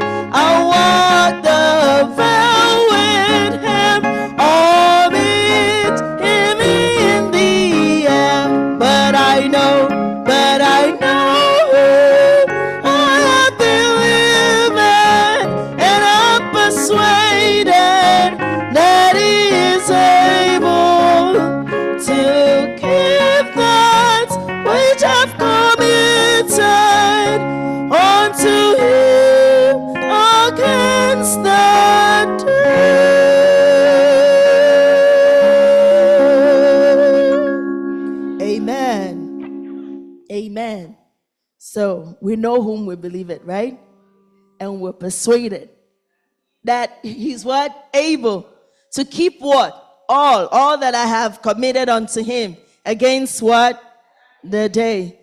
So, because of that, because we know that, what are we going to do? We're going to hope in him, right? We're going to put our trust in him because he is our mighty fortress, right? He's a mighty fortress, a bulwark that never fails us, and he will never fail us. SDA H506. A mighty fortress is our God, a bulwark never failing. A mighty fortress is our God. A mighty fortress is our God. A bulwark never failing.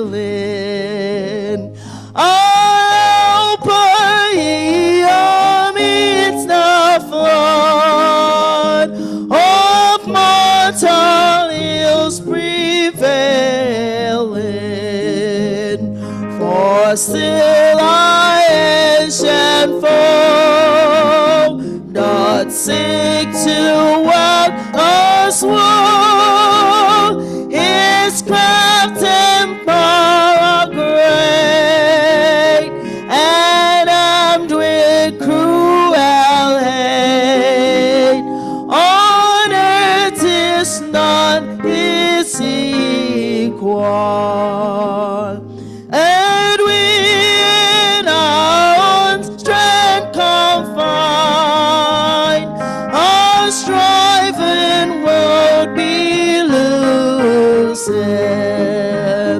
When are the right men on our side? The man of God's own choosing. Just as good as may be, Christ Jesus it is he. Lord Sabbath is his name. From age to age the same. And he must win the battle. And though this world with nevers filled should threaten to undo us, we rest not therefore God at will, his truth to triumph through us. The Prince of Darkness grim, we tremble not for him. His rage we can endure, for lo, his doom is sure.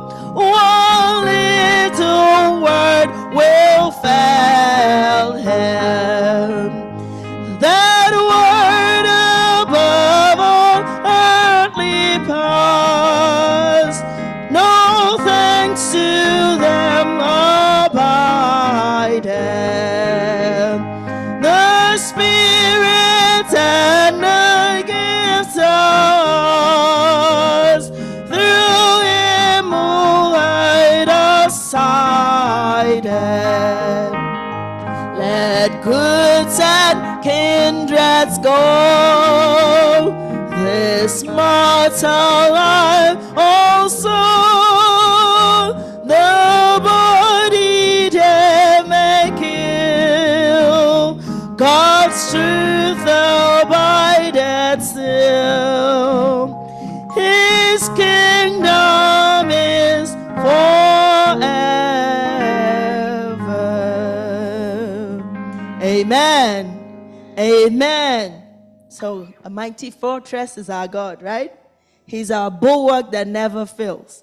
And because of that, we'll put our trust in him. And we'll know that in everything, all the way he would lead us. He would never forsake us, right? All the way our Savior would lead us. What have we to ask? What? SDA 516. All the way my Savior leads me. What have I to ask beside? Can I doubt his tender mercy? No. Who through life has been what? My guide. Heavenly peace, divinest comfort. Here by faith in him, I'll dwell. I don't know about you, but I'll dwell. Because I know that whatever, no matter what I go through, whatever befall me, Jesus does what? He does all things well. All the way my Savior leads me. All the way my Savior leads me. What have I to ask beside? Can I doubt his tender mercy? Who through life has been my guide? Heavenly peace, divinest comfort. Here by faith in him to dwell. For I know whatever befalls me, Jesus doeth all things well. For I know whatever befalls me, Jesus doeth all things well.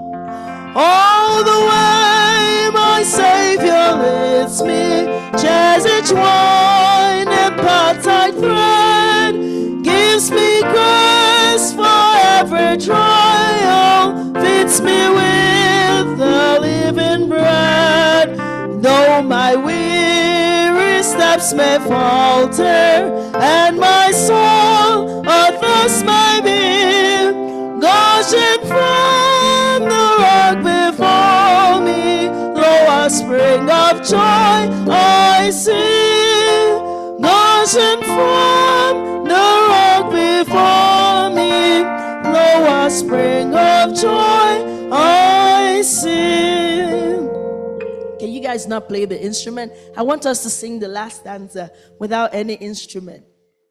I want us to sing it all the way God leads us. What, oh, the fullness of his love. All the way my Savior leads me. Oh, the fullness of his love. Perfect rest to me is promised in my Father's house above. For when I wake to life immortal, wing my flight to realms of day, this my song through endless ages, Jesus led me all the way. This my song through endless ages, Jesus led me all the way. If you don't remember anything, Mommy, I'll come to you. If you don't remember anything this week, remember that song. If you don't remember anything while you're going through anything, remember that song. That this will be our song through endless ages. Did he say it just once? Endless ages. That God did was, led us all the way. That's my father's favorite song. All the way. Yes. 192. SDH 192.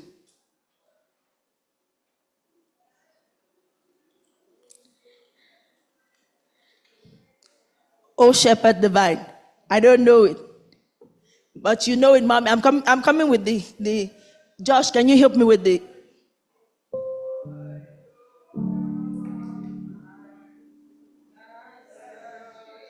hold on, you people hold on for her. She's going to lead us and we're going to sing with her. I like doing this. It's okay, just give us this and we'll go with you. She has a beautiful voice. Don't let her deceive you. Yeah. Oh, Shepherd divine, I know that such. It says, oh, shepherd divine, I know thou art mine.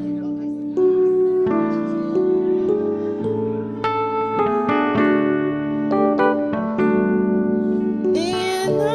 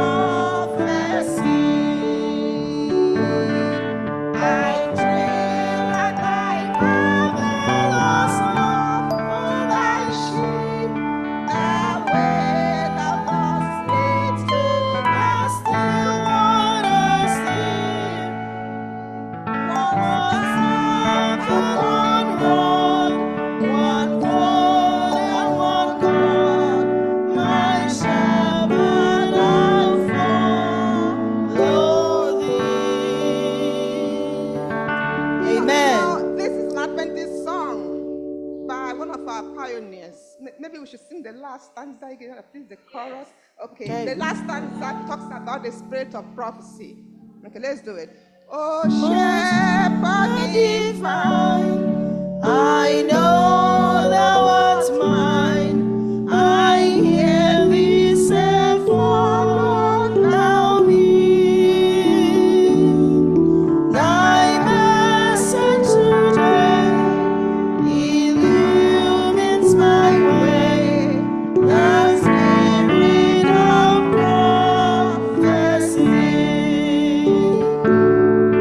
I tread thy marvelous love to thy sheep. Thy way thou dost lead to thy still waters deep. One sheep,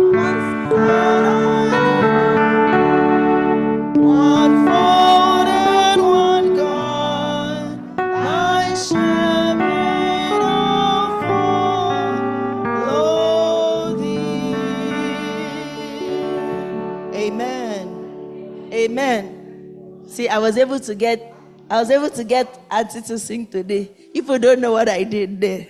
I got 2 people to sing today. The Lord bless us in Jesus' name. Shall we all rise?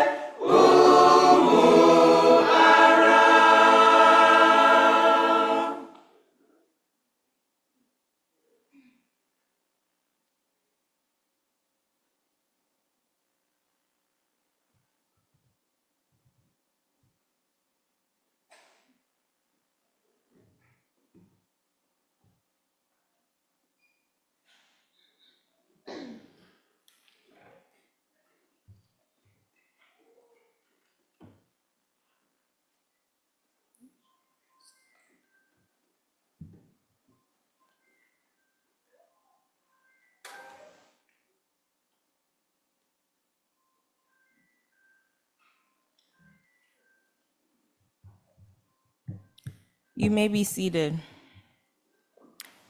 These are our announcements we have for today. Let us remember the bereaved families and that the Lord will comfort and console them. Let us remember our sick and shortened members. May the Lord continue to grant them healing. Amen. Our church welfare fund for 2020 registration has begun, and it will close on April 30th. Please endeavor to register before April 30th. The amount is $100 per person. Tonight, after Vespers service, there will be church business meeting. Please endeavor to join. Tomorrow, at 10 a.m., there will be baptismal class. Anyone interested to join should contact Elder Oriaku. We thank God for the ministry of the leaders of the family ministry for a wonderful week of revival. We also thank God for the ministry of Pastor Londale Monroe, the speaker for this week. We thank God for each and every one of you who attended. May the Lord hear us and answer our prayers. Amen. If anyone knows an architect who works in Mount Vernon, please kindly let the pastor know. This is the first reading for the membership transfer of Joy Ijama Irozuru from the Rumu Ikwata SDA Church in Port Harcourt, Nigeria, to the First Igbo SDA Church. Amen. May the Lord bless us all.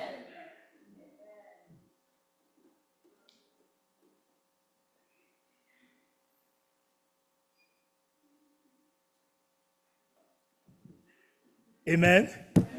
Amen. Yes, it's been a wonderful mountaintop experience this week. The Lord has been here. We have all had a wonderful time during the week. Pastor Londale Monroe. Pastor, I just don't know. You see, the thing started on this thing and it's been going up. Did anyone miss last night? If you missed last night, just raise your hand so that we know what to say to you. If you missed last night, so I can know what to say, whether to say, yes, because it was so special last night. Pastor, thank God for you, and we thank God for your ministry and your wife, who I thought she would have been here for the birthday, but since we had it last night, it will continue. To every one of us, I just welcome you. It's been a wonderful time. And then coming in here to see the Fergusons, the ministry of the Fergusons, we just can't thank God enough for them. I don't know why Sister Odin is sitting over there, but she's also doing a wonderful thing. And then coming in to see my Sister Hyacinth Johnson. Sister Hyacinth, you need to transfer your membership over here. Please don't report me when you get back to church, because they will say, Pastor, you took but welcome. We will just welcome each one of you. And you see how Brother Leondale and Isaac and Josiah, all of them are sitting right there, all the way from New Rochelle. Brother, you are welcome. Just know that this is home. So feel at home. And seeing, where is Sister Chinonye?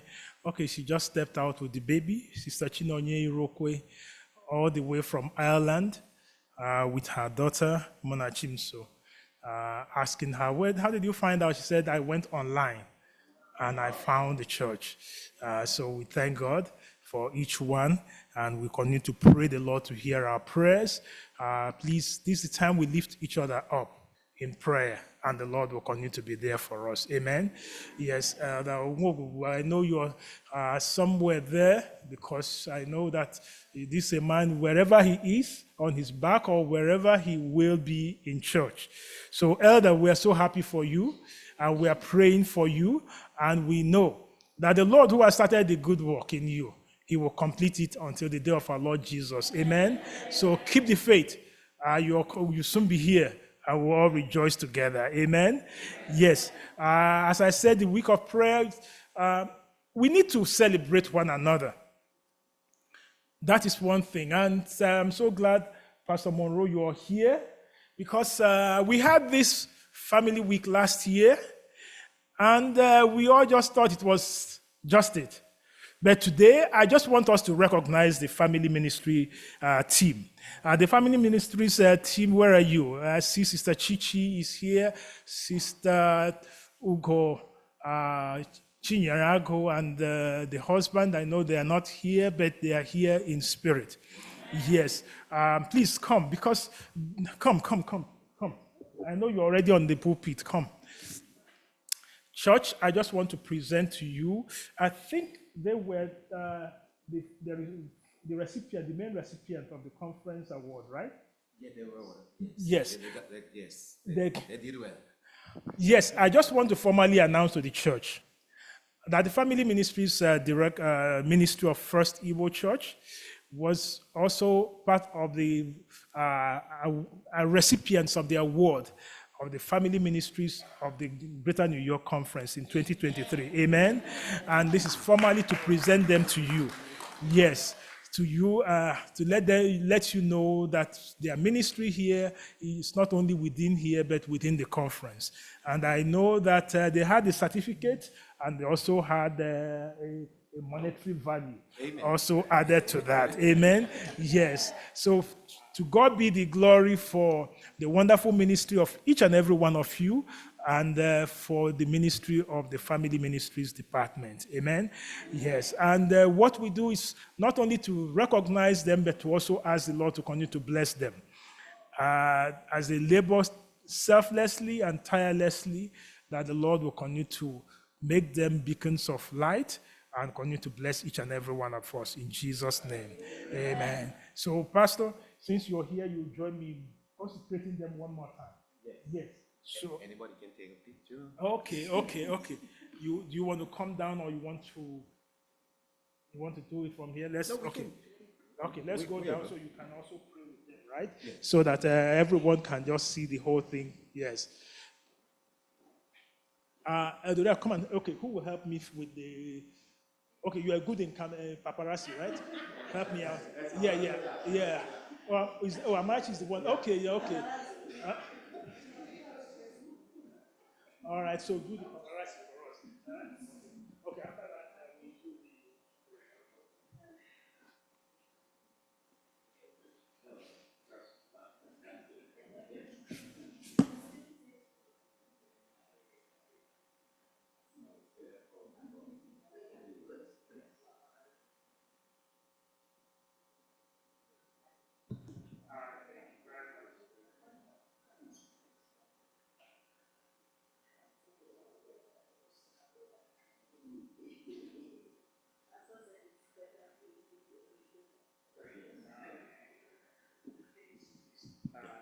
Consecrate them one more time to service. Church, let's bow our heads as we pray. Let us pray, oh God and our Father. We thank you for the ministries of the Family Life Department of First Igbo. We thank you for the many lives that are touched. So much so, Lord, that it is felt across the conference.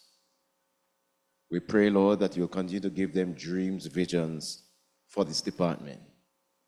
For isn't it true, Lord, that the problem of the world is a problem of the family?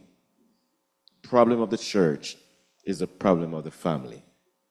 So, Lord, through this ministry, may a mighty work be done, that every man, woman, boy, girl, husband, wife, daughter, son, single or married, will be impacted not only for life, but for eternity.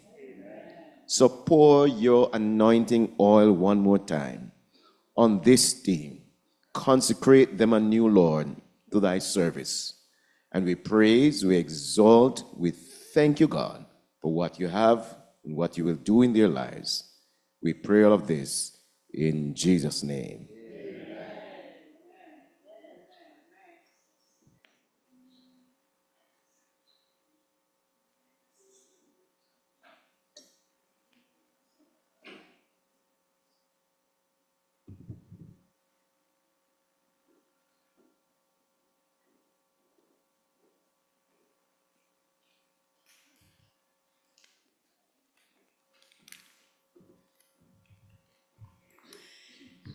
Happy Sabbath, saints of God. Happy Sabbath.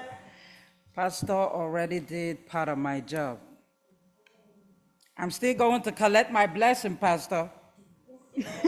Amen. We don't need to welcome you again. You have already been welcome.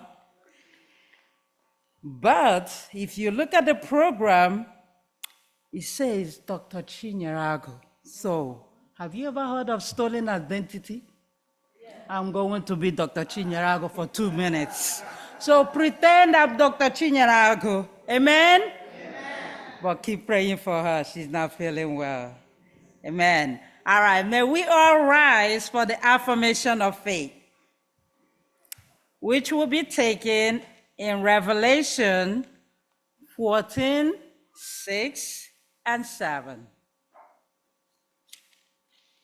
Do you have it? Then I saw another angel fly in the midst of heaven, having the everlasting gospel to preach unto them that dwell on the earth, and to every nation and kindred and tongue and people, saying with a loud voice, fear God and give glory to him, for the hour of his judgment is come, and worship him that made heaven and earth and the sea and the fountains of water. Amen? Amen. Now we will go to a call to worship, taken from Psalms 33, verses 20 to 22. Our soul waited for the Lord. He is our help and our shield. For our hearts shall rejoice in him, because we have trusted in his holy name. Let the mercy, O Lord, be upon us according as we hope in thee. May God bless this reading in Jesus' name. There's a sweet, sweet spirit in this place,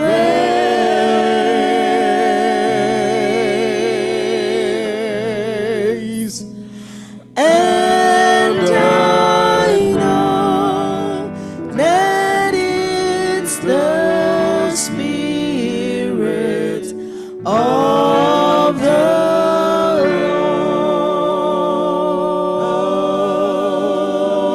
Lord. There are sweet expressions on his face,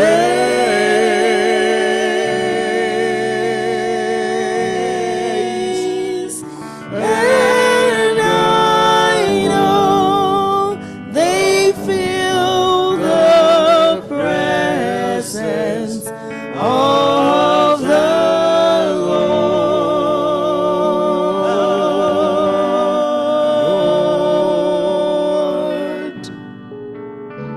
Sweet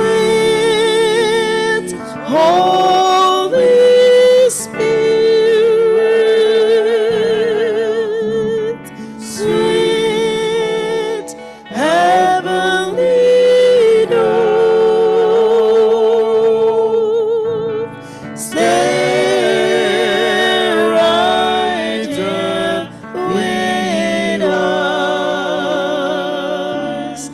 filling us with thy love. And for this presence we lift our hearts in praise. Without a doubt we'll know that we have been revived when we shall leave this place. Our God and our Father, your people gathered here to worship you in the beauty of holiness. So help us, Lord, to set aside all our concerns, all our cares, all our heartaches, our problems, and to worship you in spirit and in truth. I pray, God, that through our songs, through our reading of your words, through the collecting of the offering, through the spoken word, whatever it is that we do in this space and in this place, may it redound to your name's honor and glory. And at the end of this worship exercise, may all of us exclaim, it was good being in the presence of the Lord. So hear our prayers, accept our sacrifice of praise, and we tell you thanks now in Jesus' name.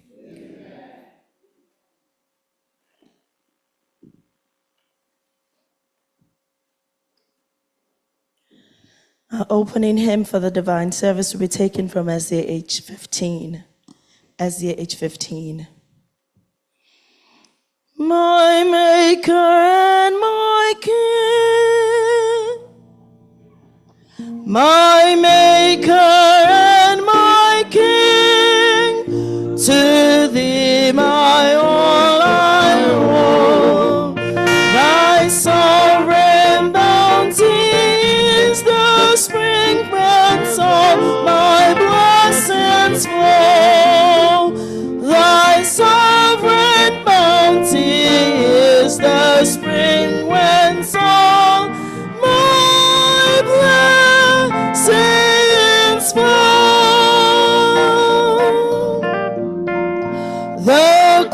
joy of thy hand. On thee alone I live.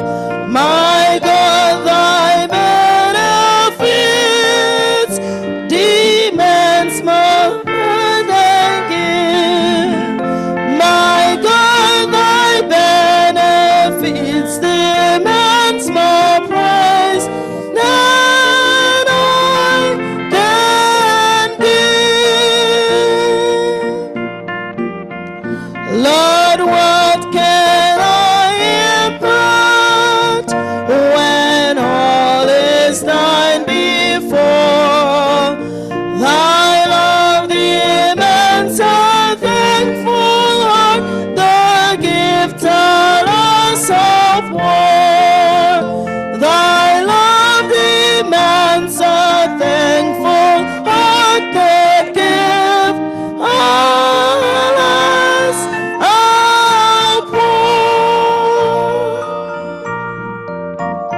Oh, let thy grace inspire my soul with strength divine.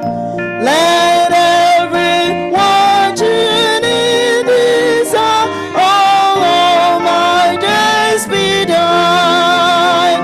Let every word in each desires all my days be thine.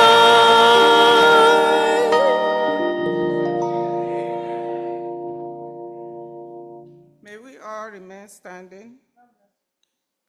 We are going to read our Bible from the book of Psalms, chapter 5.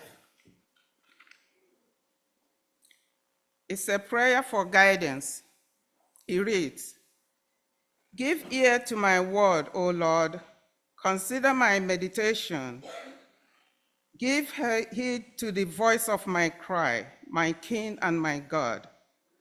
For to you I will pray. My voice shall hear in the morning, O Lord. In the morning I will direct it to you, and I will look up. For you are not a God who takes pleasure in wickedness, nor shall evil dwell with you. The boastful shall not stand in your sight. You hate all workers of iniquity. You shall destroy those who speak falsehood.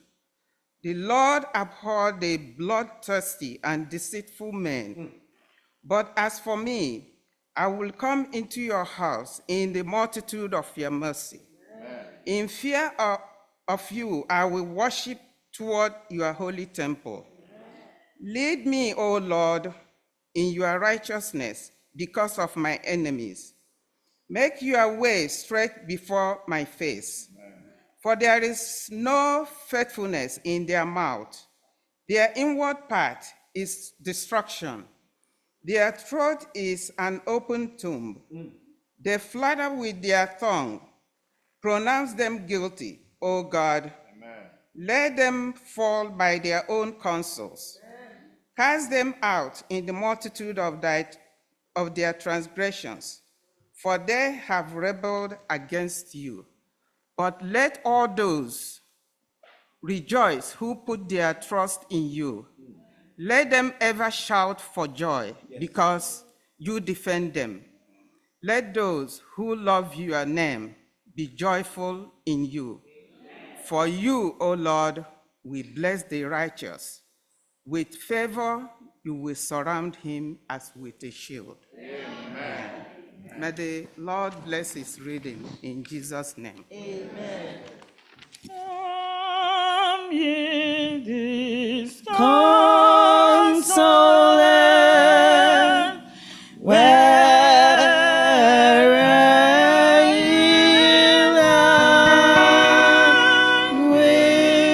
languish, come to the mercy seat, fervently kneel.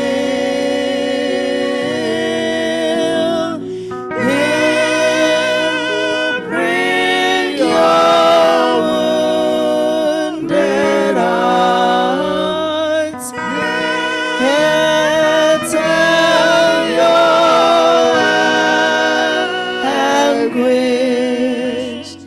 It was no sorrow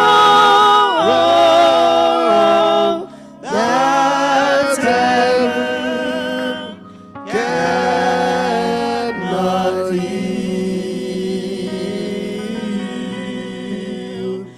It was no sorrow that heaven cannot heal.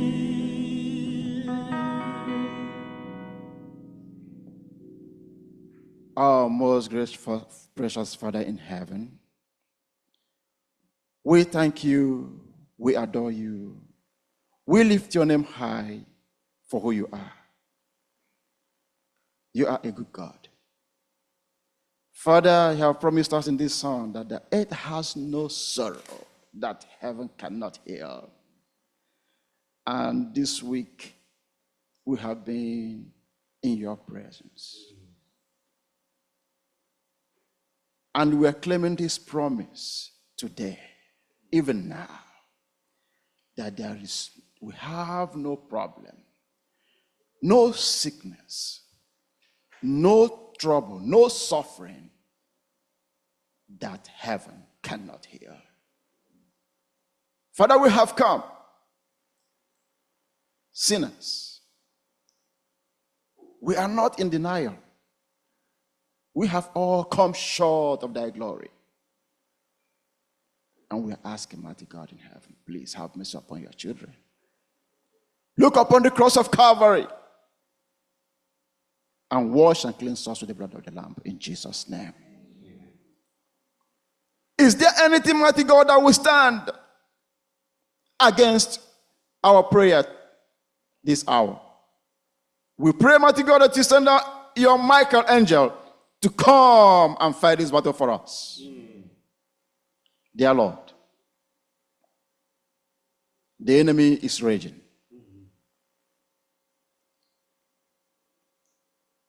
From one end to another. He is fighting us from all angles. But Father, he has forgotten that on our doorpost, the blood shed on the cross of Calvary, posted on our doorpost. He is making a big mistake. Father Lord, we have come to nullify all the spirit of sicknesses, all the spirit of unfaithfulness. Dear Lord, all the spirit of hatred, envy, anger, Heavenly Father, we are nullifying them this time around. In your Son's name, amen. Father Lord, you have heard all through this week. Your children have spoken to you. We have poured our hearts to you. We have laid it all on your feet.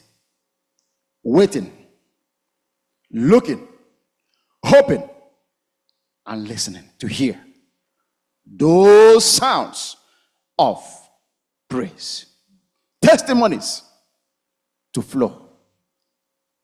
Dear Lord, last Sabbath was so horrible for your children and the entire week, and the enemy kept raging. But thank God we're all here. He did not succeed, and we never succeed. Father Lord, as we have come, we are now getting ourselves rooted in you, that no storm will ever carry us away. Father Lord, be with your children. Send down your angels to keep watch over your children. Wherever we are, in our sick beds, Heavenly Father, raise a standard against him. At home, raise a standard against him. In the church, raise a standard against him. Father Lord, may your love and unity reign in the midst of your children in Jesus' name. Your children are here, kneeling before you. You know their hearts. They are talking to you. Father, from above. Listen, hear, and answer them in Jesus' name. Those online as well, they are kneeling, sitting, watching, praying, asking, Father Lord, hear them and answer their prayers in Jesus' name. This is a Sabbath, high Sabbath, not everlasting God. When you were here, you taught us how to keep the Sabbath. What you did on the Sabbath, you did good works on the Sabbath. You healed on the Sabbath. You preached on the Sabbath. People heard you. Lives changed. Heavenly Father, may this Sabbath not be a different one. May it be the same Sabbath that you ordained from above. Heavenly Father, I'm presenting your manservant, whom you have been using all through this week. He is here again to talk to your children. Father, empower him from above. Strengthen him. Open his heart, my God. Dear Lord, may he speak according to your word, according to your wishes, not his own word and his own wish. In Jesus' name. Amen. As we hear, Father Lord in heaven, please remove every itching ear, remove every doubting mind. Let us accept this message. Let us be transformed today and even forevermore. All this and more we pray and ask in the mighty name of our Lord and Savior Jesus Christ. Amen. Amen. Hear our prayer, O Lord.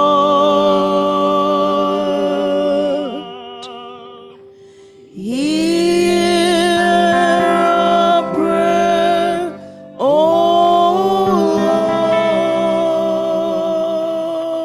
Lord. Incline thine ears to us.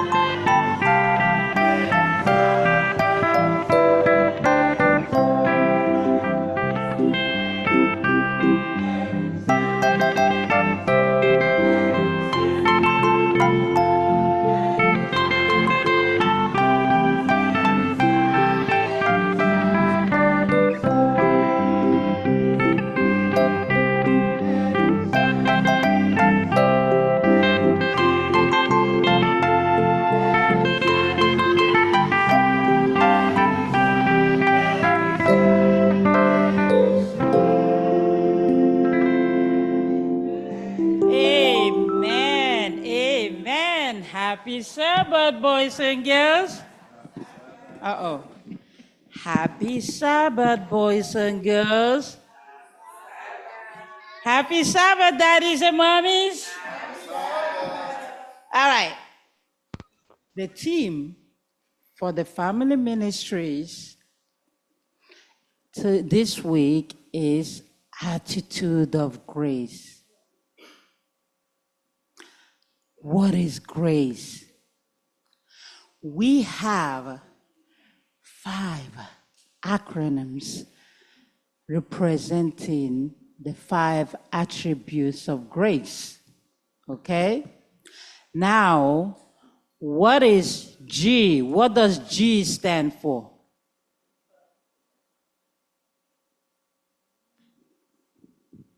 G stands for generosity. Wow, generosity. What is generosity? Can you just describe that? What is generosity? What does it mean to be generous? Giving. Oh, wow, good job. What does R stand for? Who has R? R is for respect. Respect. What is respect? What is respect? It's when you respect someone. When you respect someone. Is there another word that we can use to describe that? Anybody? It's when you follow instructions. Okay. Yes. All right, now we go to A. Who has A? What is A? Action. Action. Wow. What is action?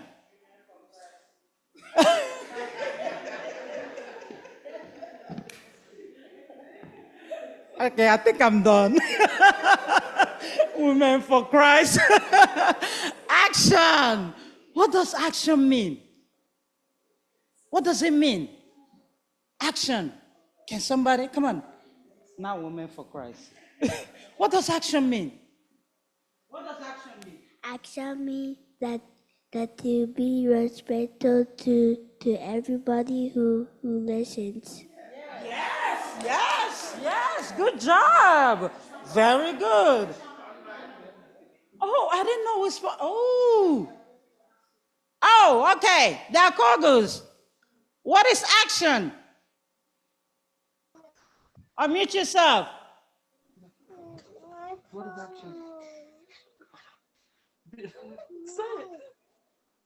Action is when you're like active and running around and clapping your hands. There you go. Very good. Thank you. Thank you. Mama, here's yours.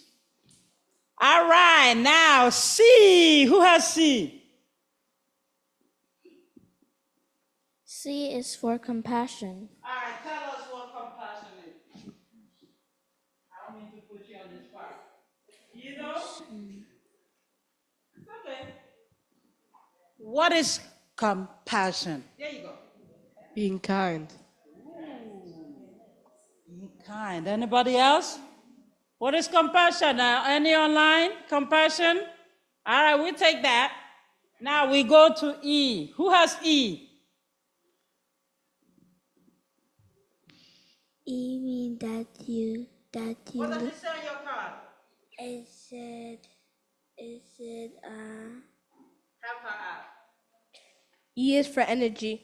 What did she say? yes for energy. Energy. Very good. Energy. Energy. Oma, what is G? G is for Ellen Stay. Yes. Amen. Grace.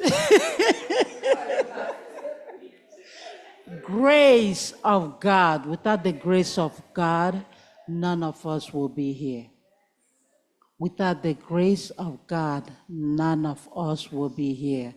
In everything that you do, you have to extend the grace to somebody else, just like God did for us. Okay? Do you understand? What does grace mean? Generosity, right? And what is the R? Respect. What is the A? Action. What is the C? Compassion. And what is the E? Energy. When you're doing all of this, you're following God's command by the grace of God. Amen? Amen. Very good. I need a prayer. Can we do one online and one? You're going to pray? Oh, Ellie's going to pray. All right, hold on, Ellie. Let me get one person from church. Who's going to pray? You want to pray, baby? Yes? All right, let me get your papers back. Give me your papers. Come on, baby, come on.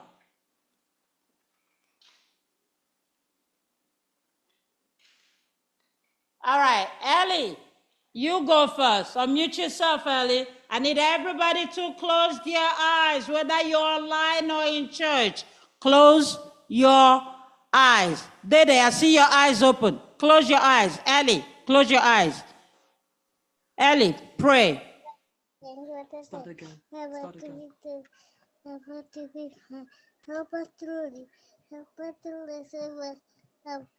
us to listen what our phone up say. Help us to listen what our phone up say to do, and amen. Amen. Amen. God help us and be our God, and we be respectful to everyone. Amen. Amen. One more prayer. Here, I'm gonna go. In Jesus' name. Amen. For thank you for this day. Help us all to help us today. Thank you for helping us always say when thank you pay. Thank you for helping us all you have us say in Jesus' name. Amen. Amen. All right. Amen. Amen. Good job. Good job. We are children of a better world. Children of a better world. Children of a better world.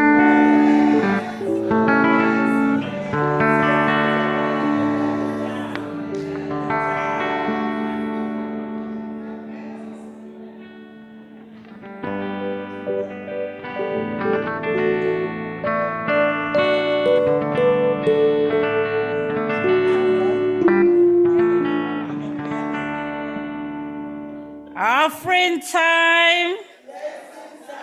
Yes. If you got up this morning and you're able to move your hands, your legs, open your eyes, you're blessed. We should count our blessings every single day. The song says, count your blessings, name them one by one. You see, when you bunch things up, you tend to take things for granted. Name them one by one. You say, thank God I'm able to move one finger. Thank you, Jesus, 2 fingers. You should be naming them one by one because that one you did not name could be missing tomorrow. We should be grateful every single day for what God has done for us. And how do we express that? Through our offerings. A sister is thanking God for rescuing her from a hit and run accident.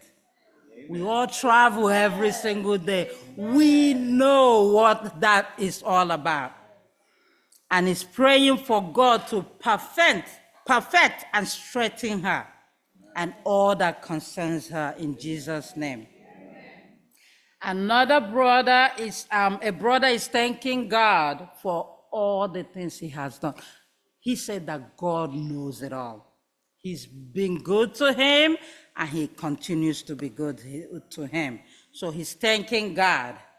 And a sister is thanking God for celebrating her birthday.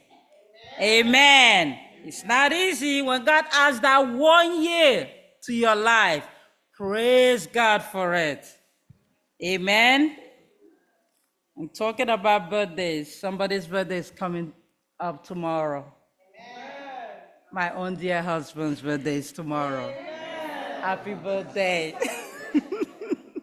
It's tomorrow. Do a song?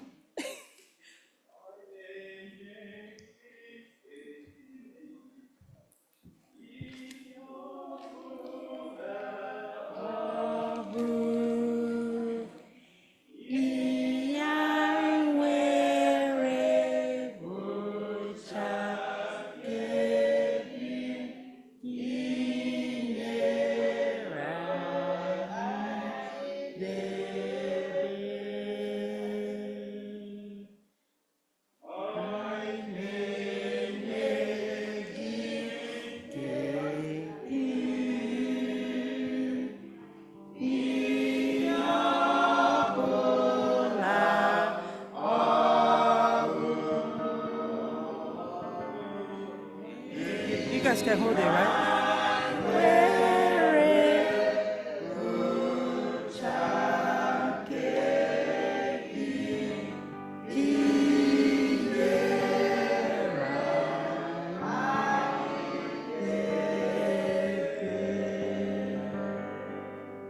Let us pray. Our dear Lord and Heavenly Father, we have returned the tithe and the offerings that you told us, you instructed us to return. Yes. It's not complete. It will never be complete. We cannot even begin to repay you for half of the, not even at all. We cannot get close to repaying you for anything that you have done in our life. Thank you, Lord Jesus, that we even have a job that provides for us an offering to return. Thank you for being in our lives. Thank you for all the blessings. We ask that this little offering that we're returning to you, that you please expand it, bless it, multiply it for us. And as you're multiplying it for us, may the same be for all the blessings that you bestow upon your children. Thank you and forgive us of all our sins. For we have prayed in Jesus' name. Amen.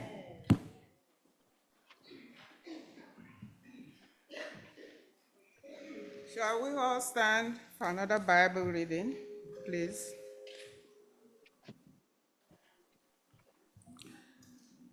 Our reading is from Hosea chapter 3, verses 1 to 3. It says, "Then the Lord said to me, Go again, love a woman who is loved by a lover and is committing adultery, just like the love of the Lord for the children of Israel, who look to other gods and love the raisin cake of the pagans. 2. So I bought her for myself for 15 shekels and silver, and 1½ homer of barley. And I said to her, Ye shall stay with me many days. Ye shall not play harlot, nor shall you have a man. So, too will I be towards you. May the Lord bless his reading of his word. Amen.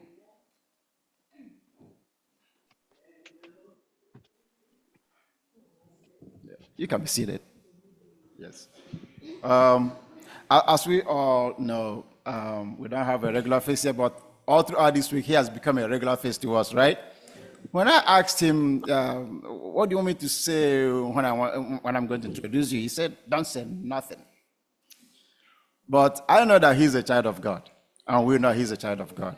So after the choir sings, the next voice we're going to hear is that of Pastor Londell Monroe.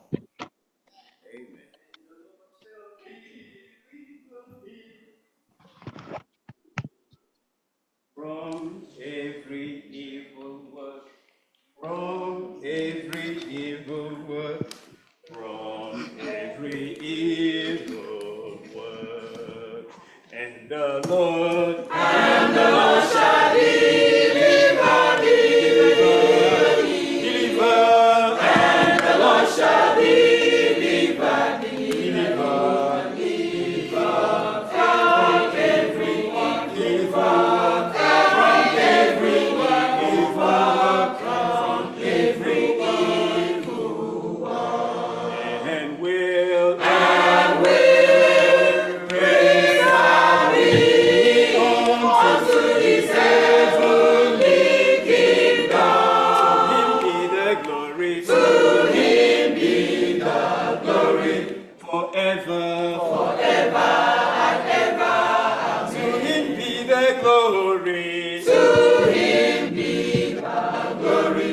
from